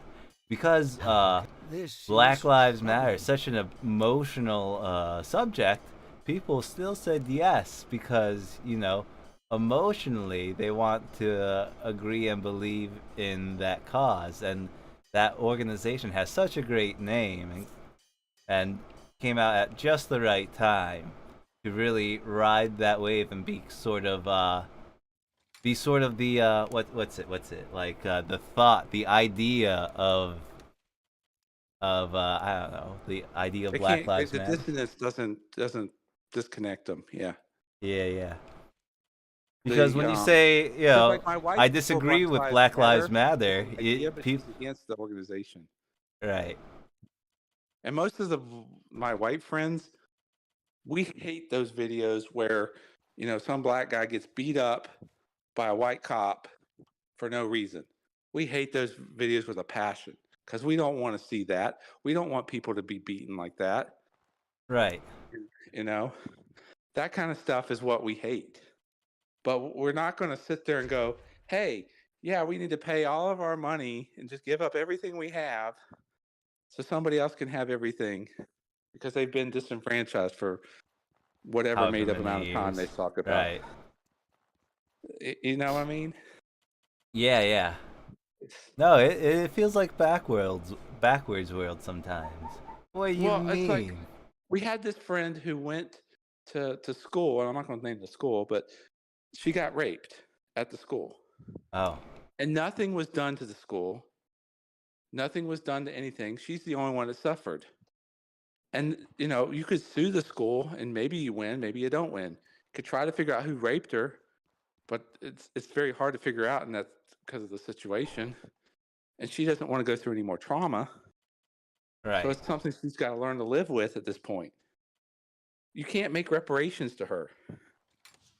And that's the same kind of thing that they're trying to do, is they're trying to make reparations. And it's like any other crime. You can't fix it. The crime happened. You ain't going to fix it.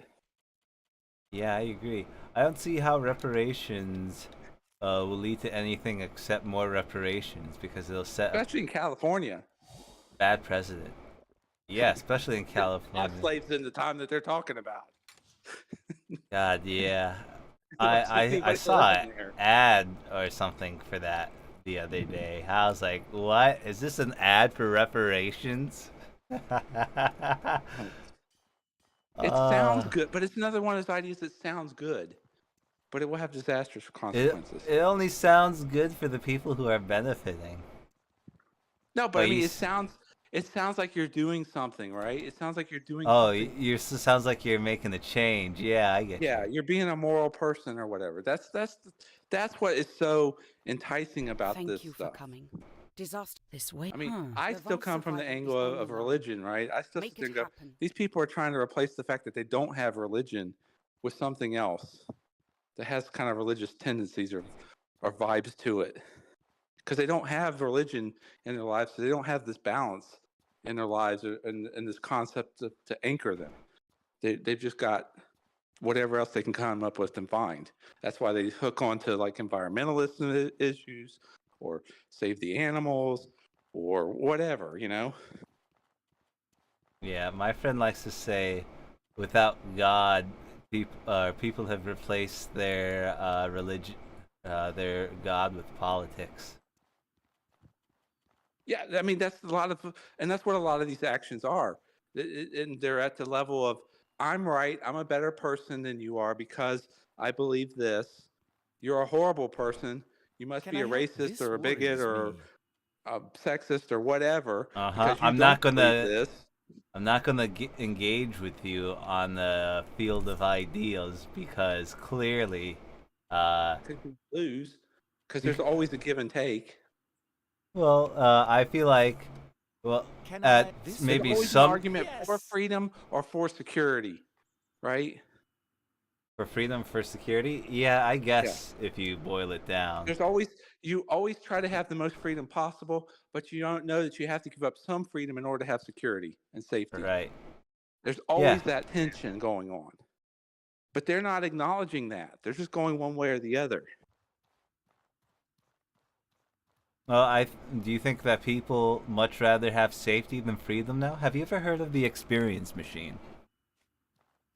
Where you like plug yourself in and Yeah. play video games all day and have all So the experience machine is this concept that, or this thought experiment, I guess is the more proper way to say it, is this thought experiment that, let's say you could live in a world that it's the perfect.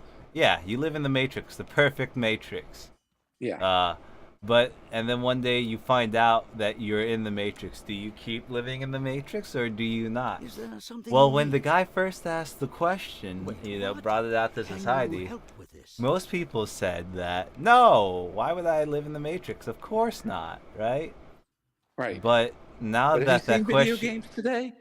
now that question is asked again in more modern times, I forget if not most, but a lot more people are way more susceptible to the idea of, no, just keep me in the experience machine. I'd never want to leave, you know? Well, the problem is if you've never been outside in the real world, you would have no skill sets whatsoever. Hey there. Oh, do you think allow so? you to escape. What would you do? You just you'd be like Neo, just laying there, can't move your body until they program it to move. Oh, like that. Yeah. Well, I assume that in this thought experiment, you'd be able to move your muscles and whatnot. If you could go out, escape it, and then you could start building some kind of life for yourself, then yeah, you escape. Yeah, that's what I would think too. But apparently, not But you escaping have to have other people do that. Is well, I as an individual by myself, when I'm isolated, I'm not going to choose yes.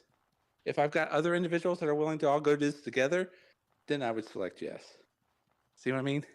I understand what you mean. Then that makes perfect sense. Yeah. But I still think it's interesting that that more people I think now it's playing out would today rather. on a much wider scale because most people are playing video games rather than trying to do anything else.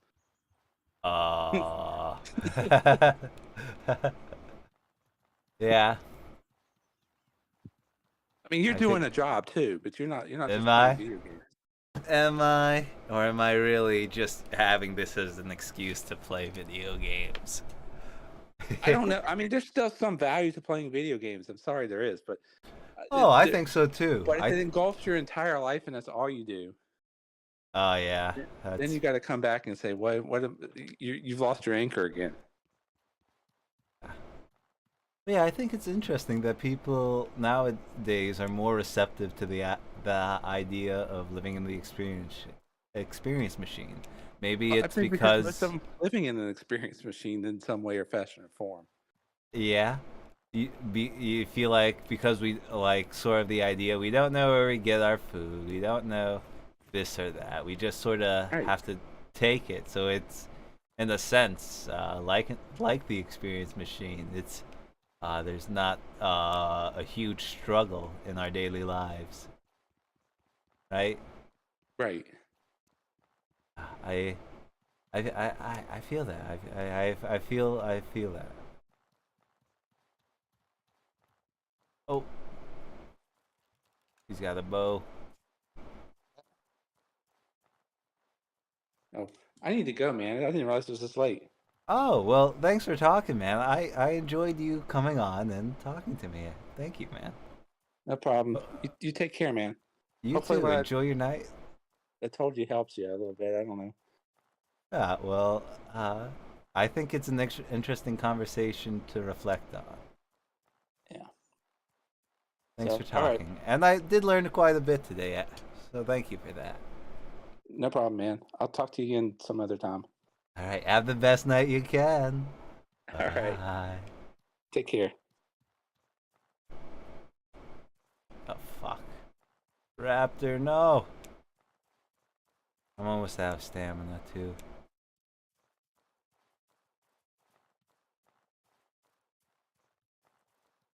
This is like going back to the technique when you're 5 years old and you're moving around the freaking car, just stalling.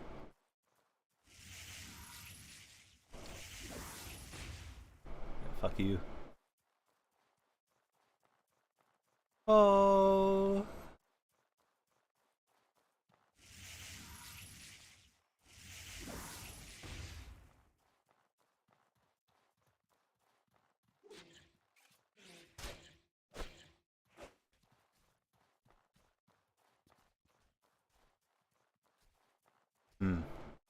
I can't run forever.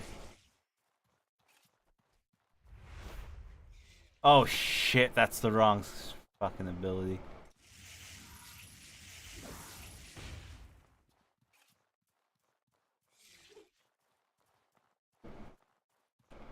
Oh, stamina, great. Oh, stamina, come back. Stamina, please.